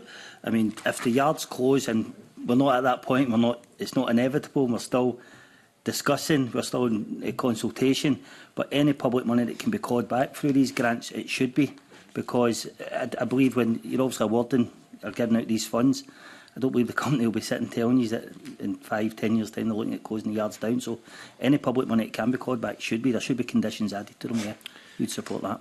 And look, just to tease out the other element there, I mean, my understanding, according to news reports, is the Ministry of Defence is currently examining about whether Chinese electric vehicles should be allowed on Ministry of Defence sites. And again, just emphasising the point that, I think our bus network is critical national infrastructure. Do you think that we need to sort of have an examination of where we are sourcing buses from, and with a view to viewing that both as critical national infrastructure and indeed elements of national security need to be considered as well? So there's a couple of things in that, and one is the sourcing, but the cost and how much more expensive as in Scotland, it appears, to get this stuff done. And that's down to the supply chain issue. So I think there is an element to looking at overall funding for areas such as this. And you're right about the bus network. It is absolutely critical, particularly in Scotland. A lot of those rural areas, we've seen some, you know, you might be aware, you might not be, but, you know, Dumfries and Galloway are just about to, you know, sever ties with Stagecoach down there so that's going to cause, you know, issues in another rural area. So we would like to see, I mean, of course, for security, we've been saying this for a number of years, that the more in-house work that we can do secures us going forward. But I think it's, you know, we need to examine the supply chain in Scotland. Are we getting the best bang for our buck when it comes to that? Are we importing? And one of the things with the Chinese buses, the cost levels are a lot lower because of the supply chain. Yeah. And I think, you know, according to ADL, and I've got no reason to dispute ADL, I think they've spent over, or NFI spent over £1 billion in their own supply chain to try and up the services. But when you're up against, you know, a company that can undercut you by £100,000 a bus, and no conditionality, as you said, based on that. So, you know, where was the discussions with the Mayor of London when we were losing 433 buses to BYD? That was a cost-only thing. So how do you change that sort of setup?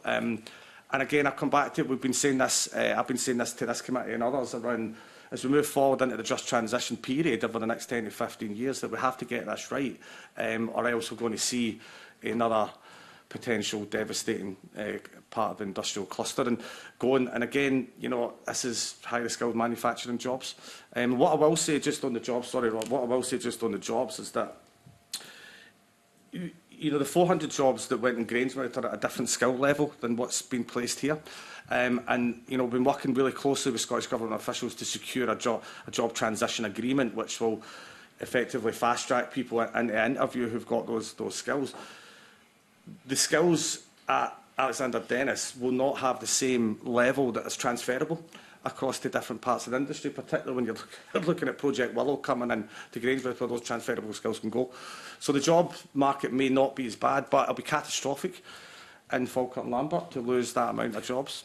So I'm just adding that in as part and parcel of what seems to be an overall concern that we are, you know, just transition seems to have, it's not as if it's just arrived on our doorstep. We've known about it for years, and it's now time to try and get planning for the future on that a bit stronger. I think buses have been getting built at Alexander Dennis for over 100 years. And I think it could have another 100 there if there's a proper industrial strategy put in place. Scotland is always going to need buses. I think it's a great point you've made out regarding the political situation in the world. Where we're actually getting our buses from, where we're getting something that's critical.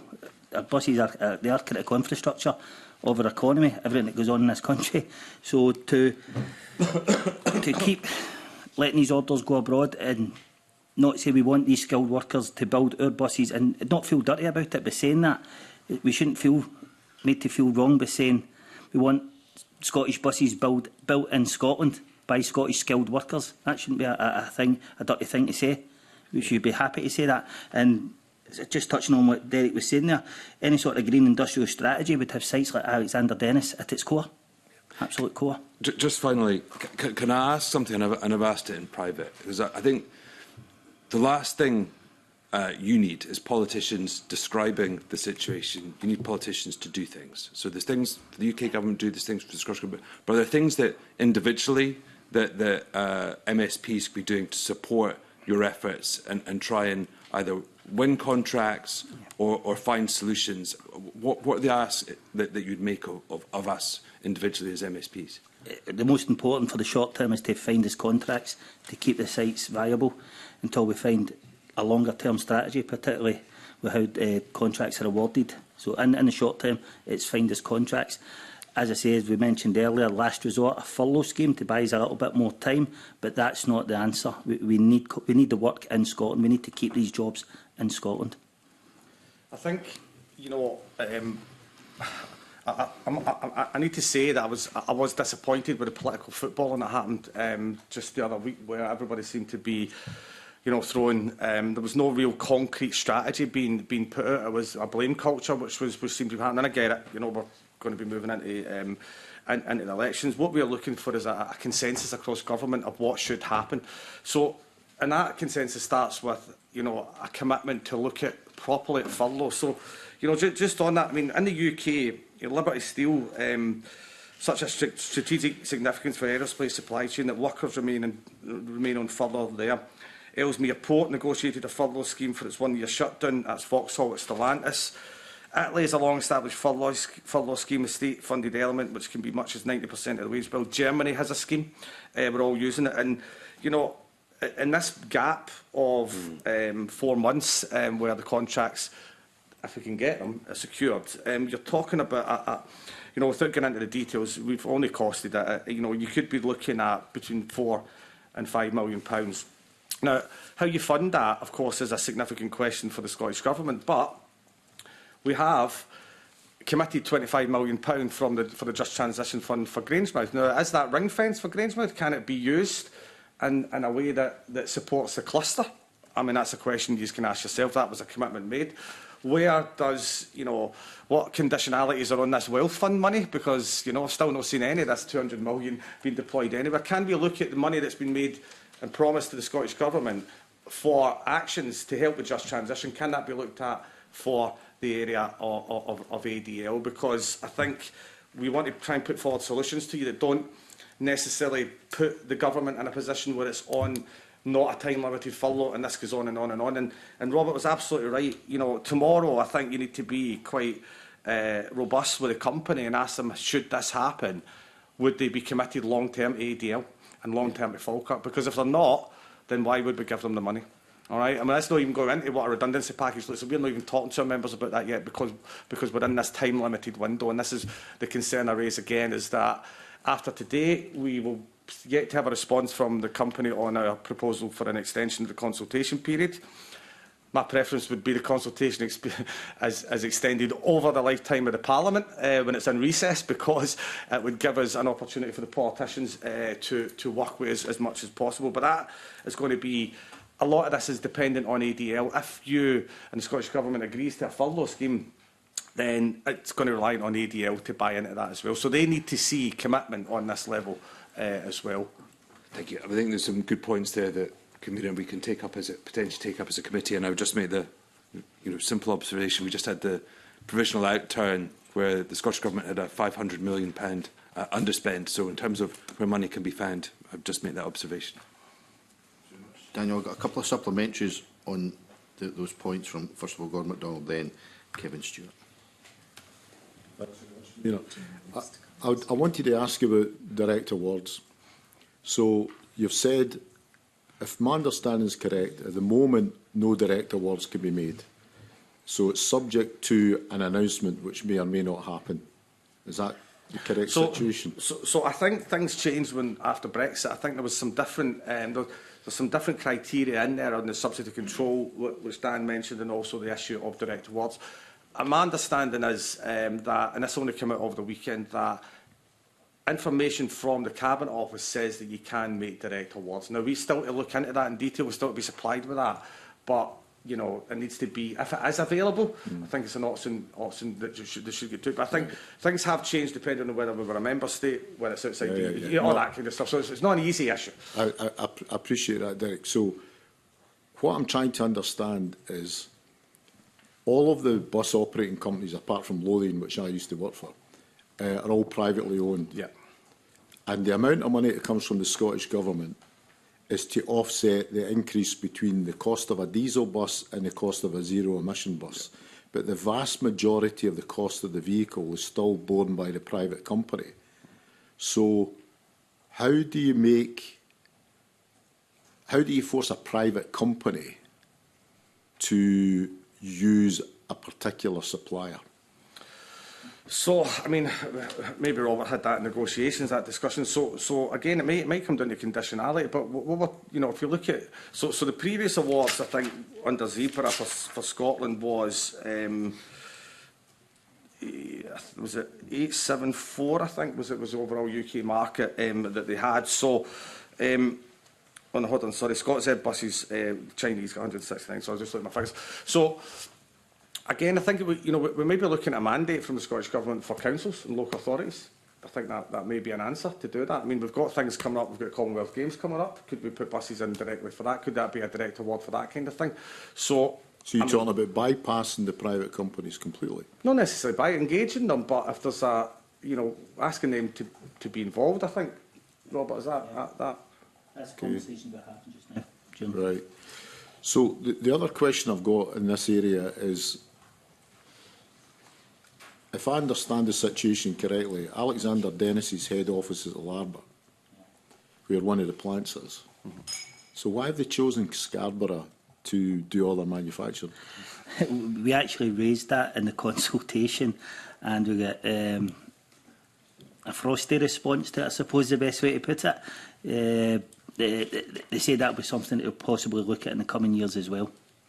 But, that was I mean, first was there any consultation. indication, is it over costs? Is it over... They said purely down to a production, a product issue. They need more orders in. However, it was, at the end of the first consultation, there was references made to cost in Scotland. Simply put, and there's no other way to put it, because a well-trade union organised site, because we've had good negotiations, we've got our members good terms and conditions, that was raised with us, yes, because in Scotland they pay £1.87 more than they pay down in Scarborough. All right.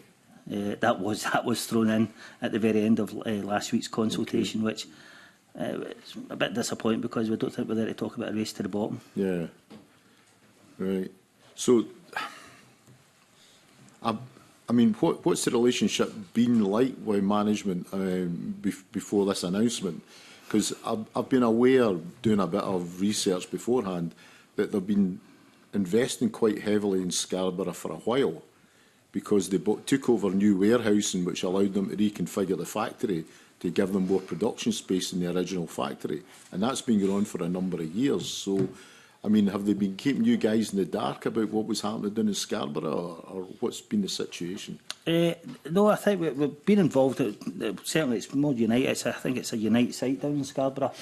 We're well aware. I mean, they invested quite heavily in Larba as well. Yeah. So they did put a bit of money into that. I believe the problem was it's not big enough. They expected one of the companies that were beside their site in Larba, they expected them to move out, and they were hopefully going to take over that site, and they could potentially expand the Larbert site and move all production down to Larbert. I mean, there's no doubt the site in Camelon is dated now. Yet it does need heavily invested in. Yeah. Absolutely. I mean, you go in, the roof is getting hitting over it. Yeah. You know, it does need a bit of work in it. But the Larbert site is very modern, and with a bit more investment there, it could take on a lot of the work. Okay, I'll leave it at the moment. Thanks very much, Gordon. Can I bring in Kevin Stewart for thank you, Convener, and good morning. One of the things which you said early on today, Robert, was that the union said, gave the offer that you would help the company find contracts, but their response to you was not a good one, shall we say? Yeah. Would that be right? That's correct. So one of the asks of us is for us to go out and find contracts. Mm-hmm. What makes you think that the company's response to us would be different from their response to you? And does it feel like to you that they're trying to get out of this altogether? To your first point, I think it's now more in the public. So when we've written to them, I think it was around about the 20th of May, we wrote to the company and offered what can we do to help procure more work for the two sites. I think now, obviously, they'd been speaking with the Scottish Government for months prior to that. They certainly didn't make GMB Scotland aware. Unsure if they made Unite aware. I don't think the reps on site knew about it. It's now in the public eye. It's, again, just with everything that's happening in that area. We've seen Grangemouth, and now with another huge employer. I think they would be more willing to listen to yourselves about getting help to find more work for the sites. Do I think they've already made their decision? I'm sorry if that was your question. No, I think so far the talks have been, I would still call them positive to a certain degree. Yesterday I was a bit disappointed because we have been making asks, I mean, and privately, of trying to get the Blackpool contract, for example, over the line. I know there's an issue regarding the release of the funding to get that contract out for Alexander Dennis. To find out, yes, that all of that will be going to Scarborough was pretty disappointing. I thought we could have used that to at least buy us time. Again, this is just about keeping every option open to keep the sites open. So we'd like to think they'll listen and whatever you do. And I think just touching on an earlier point, if you do manage to find work for them, and there's no guarantee of it going to Scotland, then or staying in Scotland, then I think public ownership of the sites shouldn't be ruled out. That should be on the table. Derek, have you got anything to add around about that? No, I mean, I just issue? reiterate, we don't have, I mean, I don't have a gut feeling that this is, you know, the strategy to close the place just yet. I think they are, you know, looking for support. I think they're looking for options. And obviously, as I read out before, the position of the parent company is to cut costs. But there's, you know, there's two ways of cutting costs, isn't there? There's one is to reduce headcount. There's the other one to get more orders and expand. Do you know what I mean? You can actually invest. So no, I don't get the feeling that this is exactly what they want. You know, but what I will say is, and reiterate that earlier on, you know, we can't hold the country, or the company, or the government to ransom on this. So if we're going to do something for them, they have to be committed to that longer term project. And Robert's right. You know, Labert's been updated. The other site does need work, but you know, we'll look at all options that are available. Could we consolidate into a bigger area for that in the area? But this is about keeping ADL in Scotland, keeping ADL where it was. So we are open to all talks. I mean, there's some areas, for instance, you know, where you know, because of the volume productions of particularly buses in the UK, because a lot of it's coming in, a lot of areas are looking at things like 4-day weeks and different ways to maintain production levels. But overall, across the whole UK, it is worth noting that we have considerably dropped our production levels for buses. Of course, you know, we've still got the 2035 targets and all those kind of things that are still in there. But so we're open to all options, and hopefully the company will see that. So you mentioned supply chains earlier, Derek, and you have mentioned the fact that some of the Chinese competition can undercut quite dramatically, and you said that was largely down to some supply chain issues. Yeah. Before we go into more in-depth questions around about supply chain itself, apart from the additional cost for the workforce, which you say is the case, and who doesn't want a well-paid, skilled workforce would be what I would say. But apart from the workforce issues themselves, would there be any greater supply chain costs in Camelin or Larbert compared to Scarborough, would you know? No, we'd need to do a wee bit further research into that to have a look at it. But the supply chain is more a UK-wide issue about where we're buying parts from and how we're getting them and where they're coming in from. So I think we could probe that in some more depth in a wee minute. But you don't think at this moment, without having done the delve, that there would be any great difference between supply chain costs in Scarborough and Camelin and Larbert? As I say, during the consultations, that's not been raised. The issue has been purely orders. That's what they've told us from the beginning. It's an orders issue.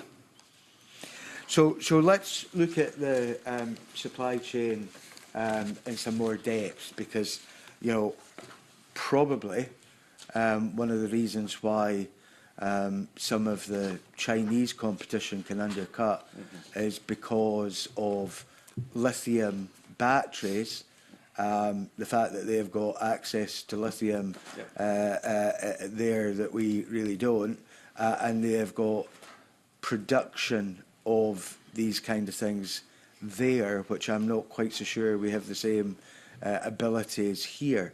Is that something that we should be looking at in terms of lessening those supply chain costs?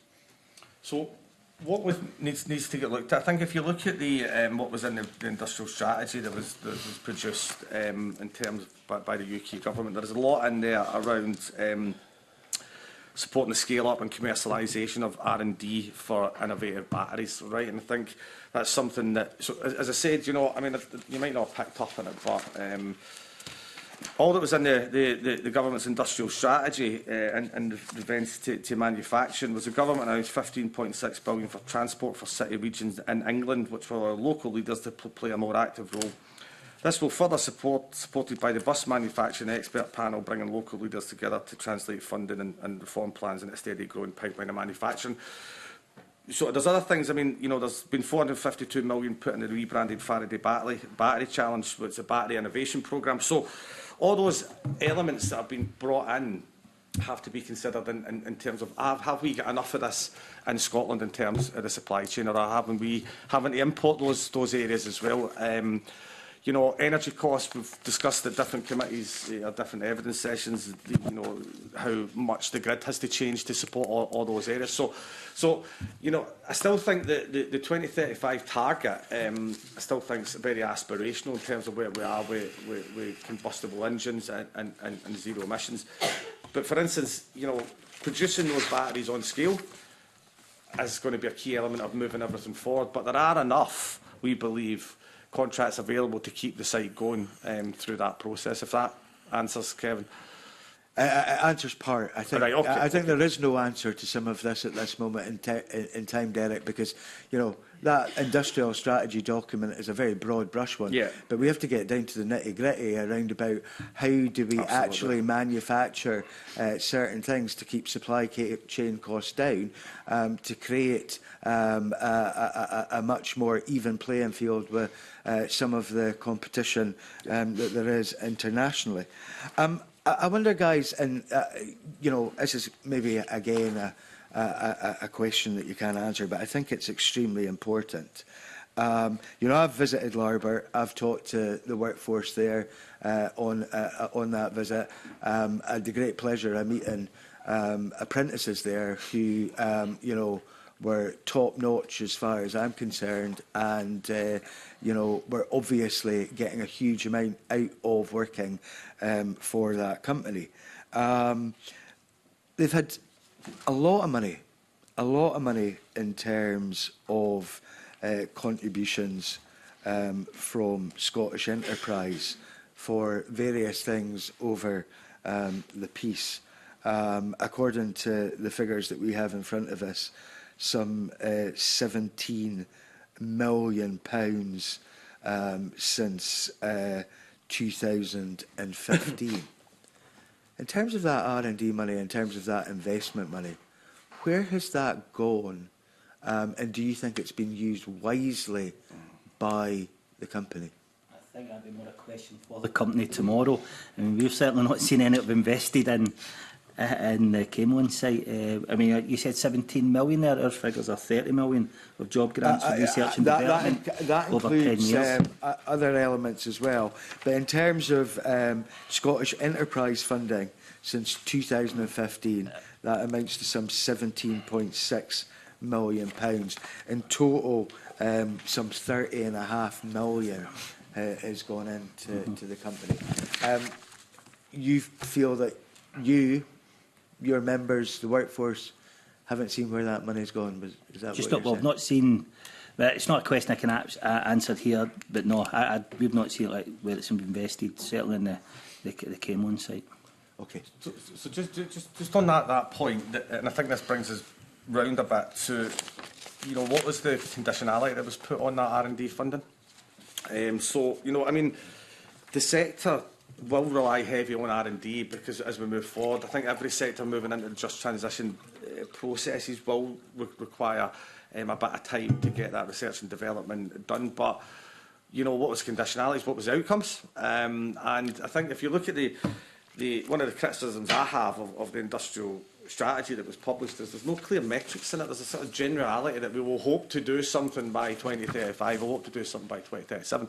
What we should be doing, hopefully, is, you know, that is putting some scope into that, which says, you know, if we're giving you R&D money, what is it you're developing in Scotland, and how's it going to benefit the site, and how's it going to benefit the public? I think that is so. So I'm unaware of the funding model that's used in Scottish Enterprise, and where the conditionalities were set. Knowing the way these things work, they're probably a private and confidential agreement, but there may be something you could maybe dig up will put an FOI in. I don't know. Normally it comes back redacted these days anyway. So. Can I just come back to that point? Of course, please. When you're talking about like, obviously supply chains, I believe that Paul Soubry wrote to the First Minister in August 2024, and it was actually in that letter where he says, in fact, in an attempt to enhance our price competitiveness, we've already been forced to offshore certain fabrication functions to China. So, I mean, even the company were doing it to try and get competitive. And I think that's one of the key elements of how do we get this right for the future. You know, what are the areas of the supply chain that we could actually bring manufacturing back to here? Is that a possibility? How much does that reduce costs? Now, you know, from my perspective, guys, and this is what I was trying to get to here, is that, you know, those things that are being manufactured at this moment in China, that they're buying from China, the same will apply to Scarborough as it will to Larbert and Camelin in these regards, surely. So what are the cost differences between those sites? And, you know, what is their reasoning for preferring Scarborough? Again, it's like what they've hammered on from the first consultation. It's an orders issue. That's what they're telling us. It's an orders. They need more orders. Okay, thanks a lot, guys. Kevin, can I bring in Jamie Halcrow-Johnson? Thanks very much. Morning to you. Thanks for coming in. I've got a number of questions, and some of this is to try and get some information ahead of meeting ADL tomorrow. Just on that point, I think you suggested on average it's 100k difference between, you know, across perhaps all models. Is that widening? I don't have evidence to say it's widening, but the average price of construction and manufacturing of a bus is 400,000 when it's coming from China. It's £500,000 here. Yeah. Okay. And the buses that under the Scottish Government schemes and probably schemes wider afield, the SULEBs and the ScotZEB, foreign buses aren't excluded from that. They're all open. So, okay. Just looking at sorry, just very quickly, the cost of furlough you mentioned, the furlough you were mentioning. Just wondering what the costs estimates you have on that. So, I mean, this is only. You know, our estimates. Obviously, when we spoke to Deputy First Minister, she was talking around, and I think she made it in a statement to Parliament, looking at all options that are available. So, obviously, Alexander Dennis had furlough during COVID, as every other business did. So, I think they're looking at what that cost in terms of national insurance contributions and all those other elements of it. My understanding is that in some areas, you know. Germany, for instance, I think the employer pays 10% and the government would pick up the rest. So there's taxation issues and all that kind of stuff. Our understanding of ADL's position, and you might need to take this out of them tomorrow, is that because of the extra money they've had to put into the supply chain in terms of bringing stuff in and all those areas and supporting the supply chain, that they would not be in a position to be able to pay that further. So it would have to be government intervention. So our figures, and you know, I don't use these as verbatim, but 100% of pay for 6 months around, you know, it's around £37,000 a week average wage across the areas. Would for 6 months would be around £7,400,000. Okay, so I'm dotting around because there's a few, because I say there's a fair few things I wanted to ask. You talked about the Scarborough site, and I think you said the capacity is around 1,200 buses. At what capacity are they building at the moment? Or what capacity are they at the moment? Do you know? And also looking at the Larbert and the Falkirk sites, what the capacity could be at full capacity and what actually is being delivered at the moment. So, I have no idea what the capacity is in Scarborough just now. That's not one of the sites where we certainly organised. In Falkirk, the work will run out at the end of July. That will be the last of the orders. I think they started the year hoping, or last year's when the figures going forward, they'd have around about 1,600 buses for obviously all the sites. That went down to 1,400. Over the three sites? Yeah, the sites, 1,200, and now it's 900, and they're not sure whether they're actually going to have the 900 But then, I'm sure the company will be able to give you more detail on that. That's the figures that they've been giving us at the consultation. So it's round about, it was about 900 for the year. About 900 for the year, but you're not sure of the overall capacity across all 3 sites, but you know Scarborough could produce 1,000. Yeah, they sort of told us Scarborough can do 1,200 a year. So essentially they're limiting, ADL are limiting themselves to 400 buses a year, fewer than they had hoped to do over 3 sites. I don't think they're limited. I think it's just the orders that have come through then, obviously, for whatever reason, these orders haven't happened. Okay. In terms of the costs, for example, of upgrading the sites in Scotland, do you have any estimate on costs on that? No, at this stage, no. Okay. I say the Larbert site doesn't need any upgrading. That is a modern site. It's more the full Camelon site that does need a. Okay. But I mean, it's the health and safety in it is good. It just could do a bit of work. I believe, I think it's about they can. Been 6 and 8 buses a week they can do in the Falkirk site. I'm sure that was a figure that was given. Okay. And where contracts are being won, and you mentioned Blackpool earlier, that's I think a number of new buses recently, but it was 100 overall over the period.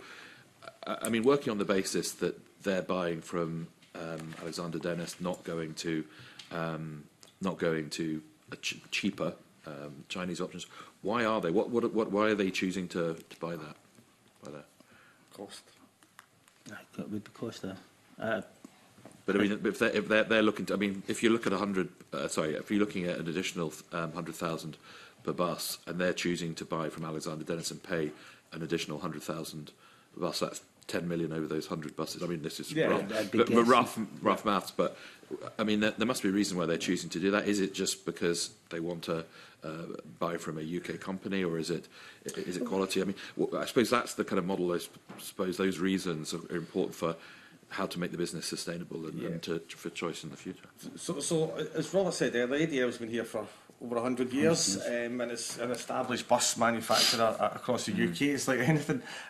Once a company can start to see things being made cheaper, so there's an incentivisation needed by us to make sure that ADL is producing the quality buses. Now, there has been issues raised around quality with ADL, which ADL don't adhere to, but you know, we need to look at that to make sure that the site is producing the highest quality vehicles, and it's been producing them on time and with the best components and the best supply chain.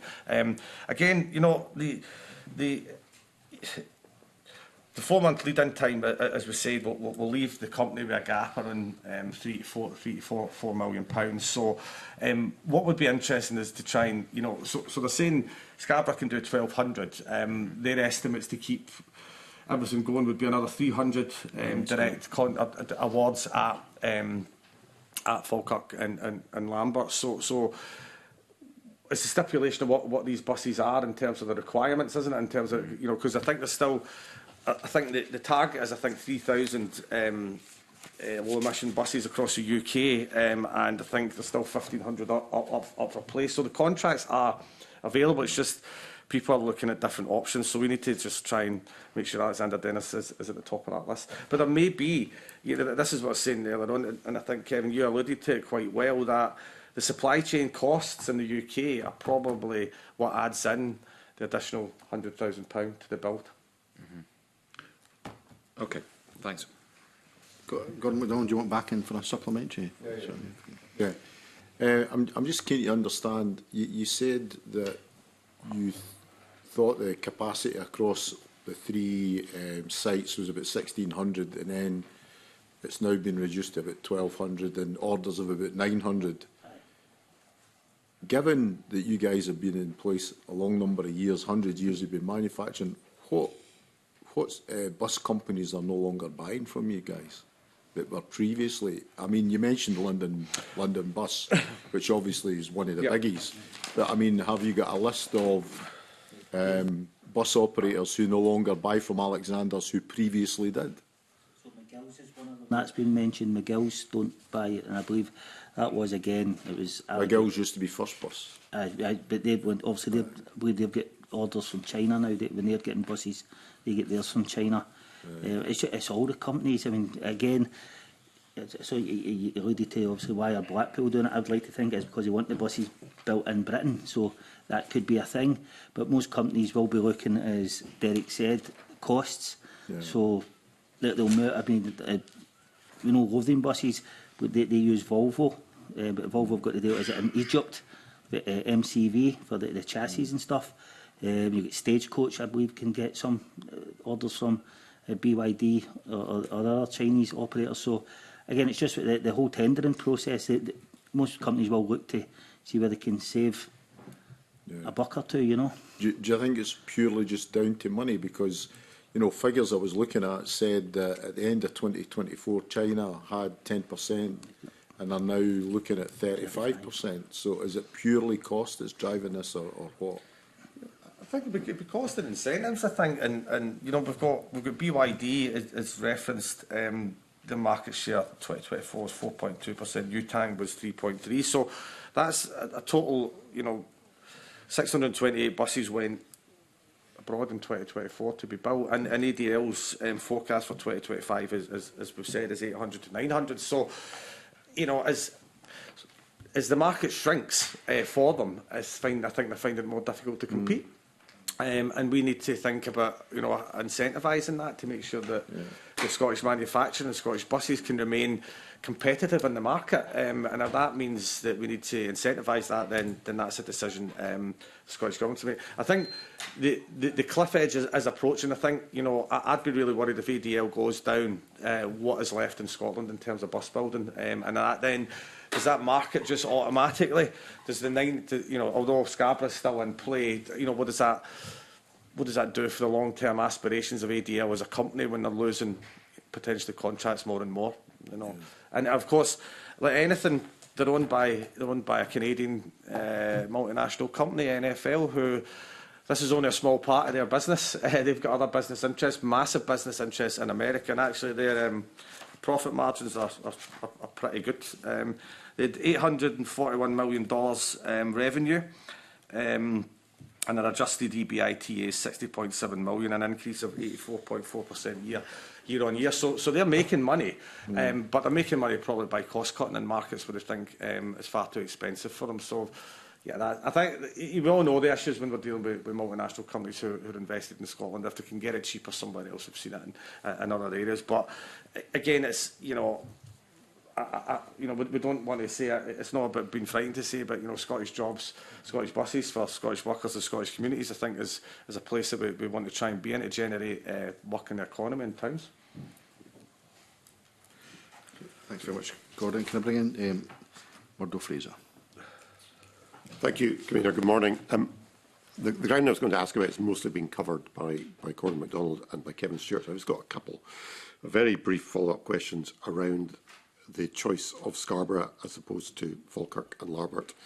And I'll put these questions tomorrow to management, so it's really for them, but interested to get your perspective.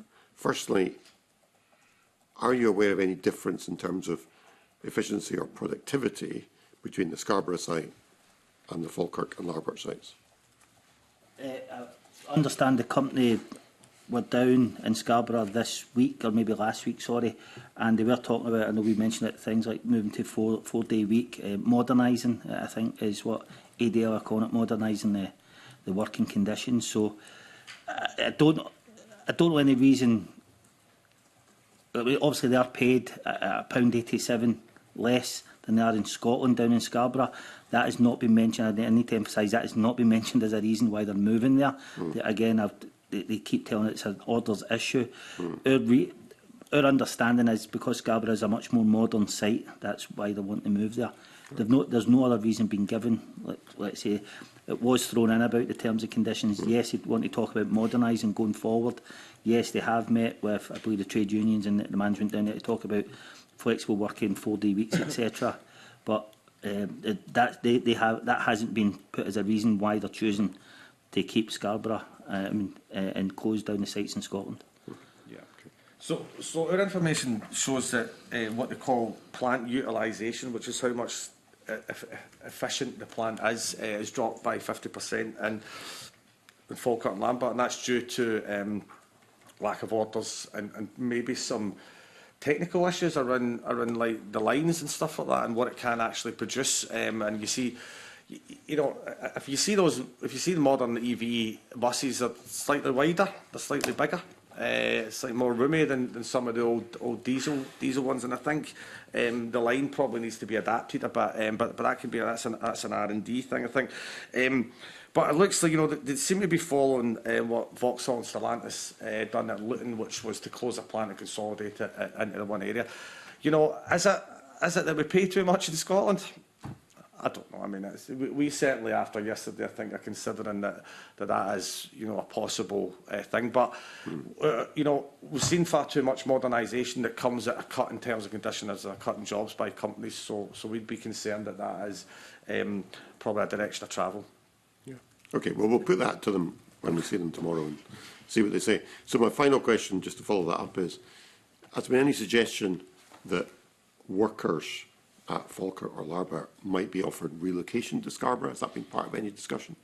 We've not got that far in discussion. I say our whole focus has been on keeping the sites open at this point. I'm sure if decisions are made, then we'll start looking at how we keep people in work in these highly skilled jobs, but that's not been raised at this point in the consultation. Our sole focus is keeping the work in Scotland. Yeah. Okay, all right, thank you. Okay, thank you. Can I bring in the Deputy Convener? Good morning. Thank you for joining us both. Obviously, it's a significant concern for me because of the implications it will have in the wider whole Falkirk district area. So, can you give me what other information or perception you have about the impact on related jobs, and also what your consideration as to the implications on the loss of skills as well? So it's kind of two questions. I think Derek touched on it once. If these sites close and these jobs are lost, that those skills go with it. They won't reopen, so the skills are lost forever. So can you just outline what the skills are, just for the record? So there's engineers, there's obviously the bus. I've never done it myself, so I can't tell you exactly what's involved, but I know there's engineers. Obviously, I mean, the work that goes into building a bus, I think you can imagine it's quite a skilled job, it's a highly skilled job. Okay. To lose that would be, I think it would be devastating for Scotland. And on the area, just what's happened in Grangemouth, and how many big employers are now left in that area. Mm. I mean, we did have, because of the Ernst & Young report, the kind of wider jobs impact, because the refinery came out about 2,900 odd. Have you got any sense of that in terms of this closure?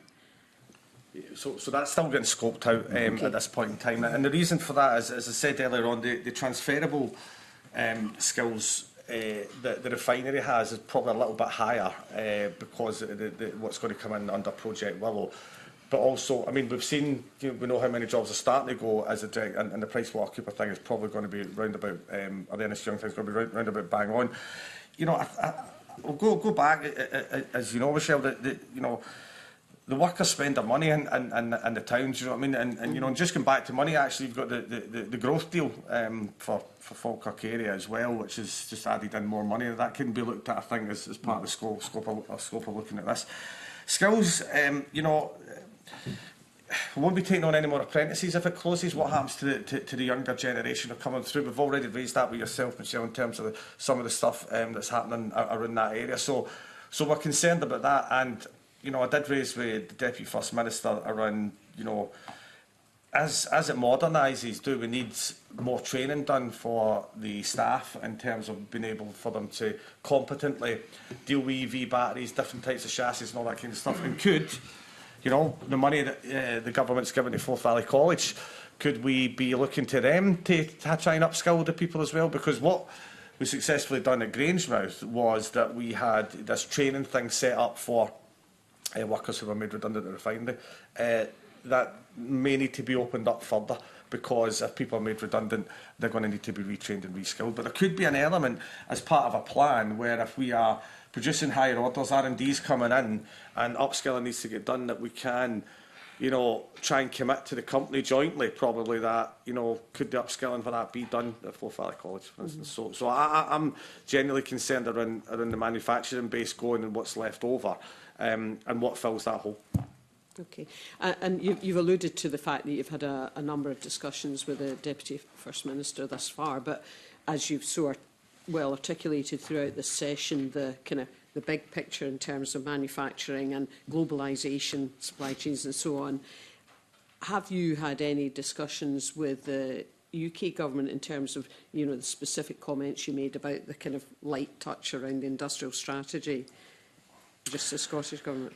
No, I mean, I think when I expressed my disappointment about some of the politicking the other week, when we're in such a time-sensitive window, I think, Secretary of State, I think I've seen one statement from him where he said that they should consider furlough, but the Scottish Government should pay for it. I think that was his last interaction. So our understanding is that there's some kind of working group being set up, but again, as we've intimated all through this, we are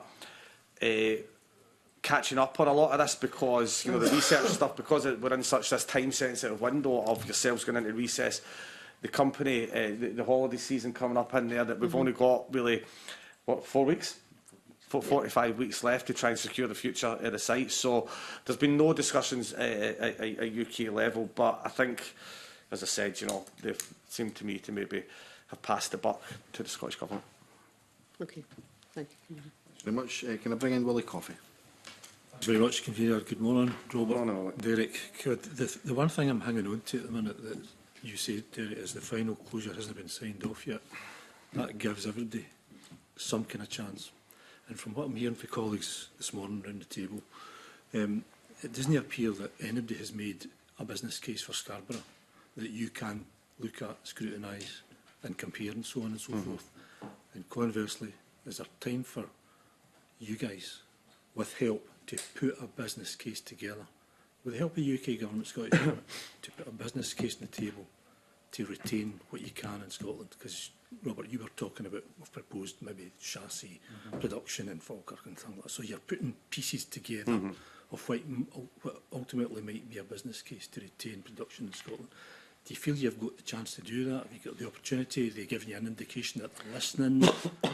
And there's still time, but that time is running out.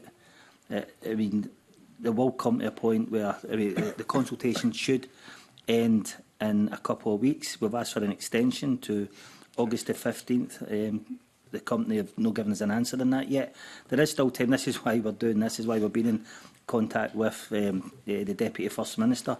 We are trying to get all options on the table to keep the jobs there. There is time, but I think it needs to be emphasised that the time is limited and it's running out. I mean, it's no fair, really, to expect you guys to just suddenly come up with a business case. Everybody needs to help and pitch in here. And I have to say to you, I'm reminded of the Diageo case in my constituency, when they walked out of Kilmarnock and took 700 jobs with them, We were in the process of trying to get a business case, but then it was too late. It's got off. But you've got an opportunity to try to put that in. What kind of help do you need to put that together?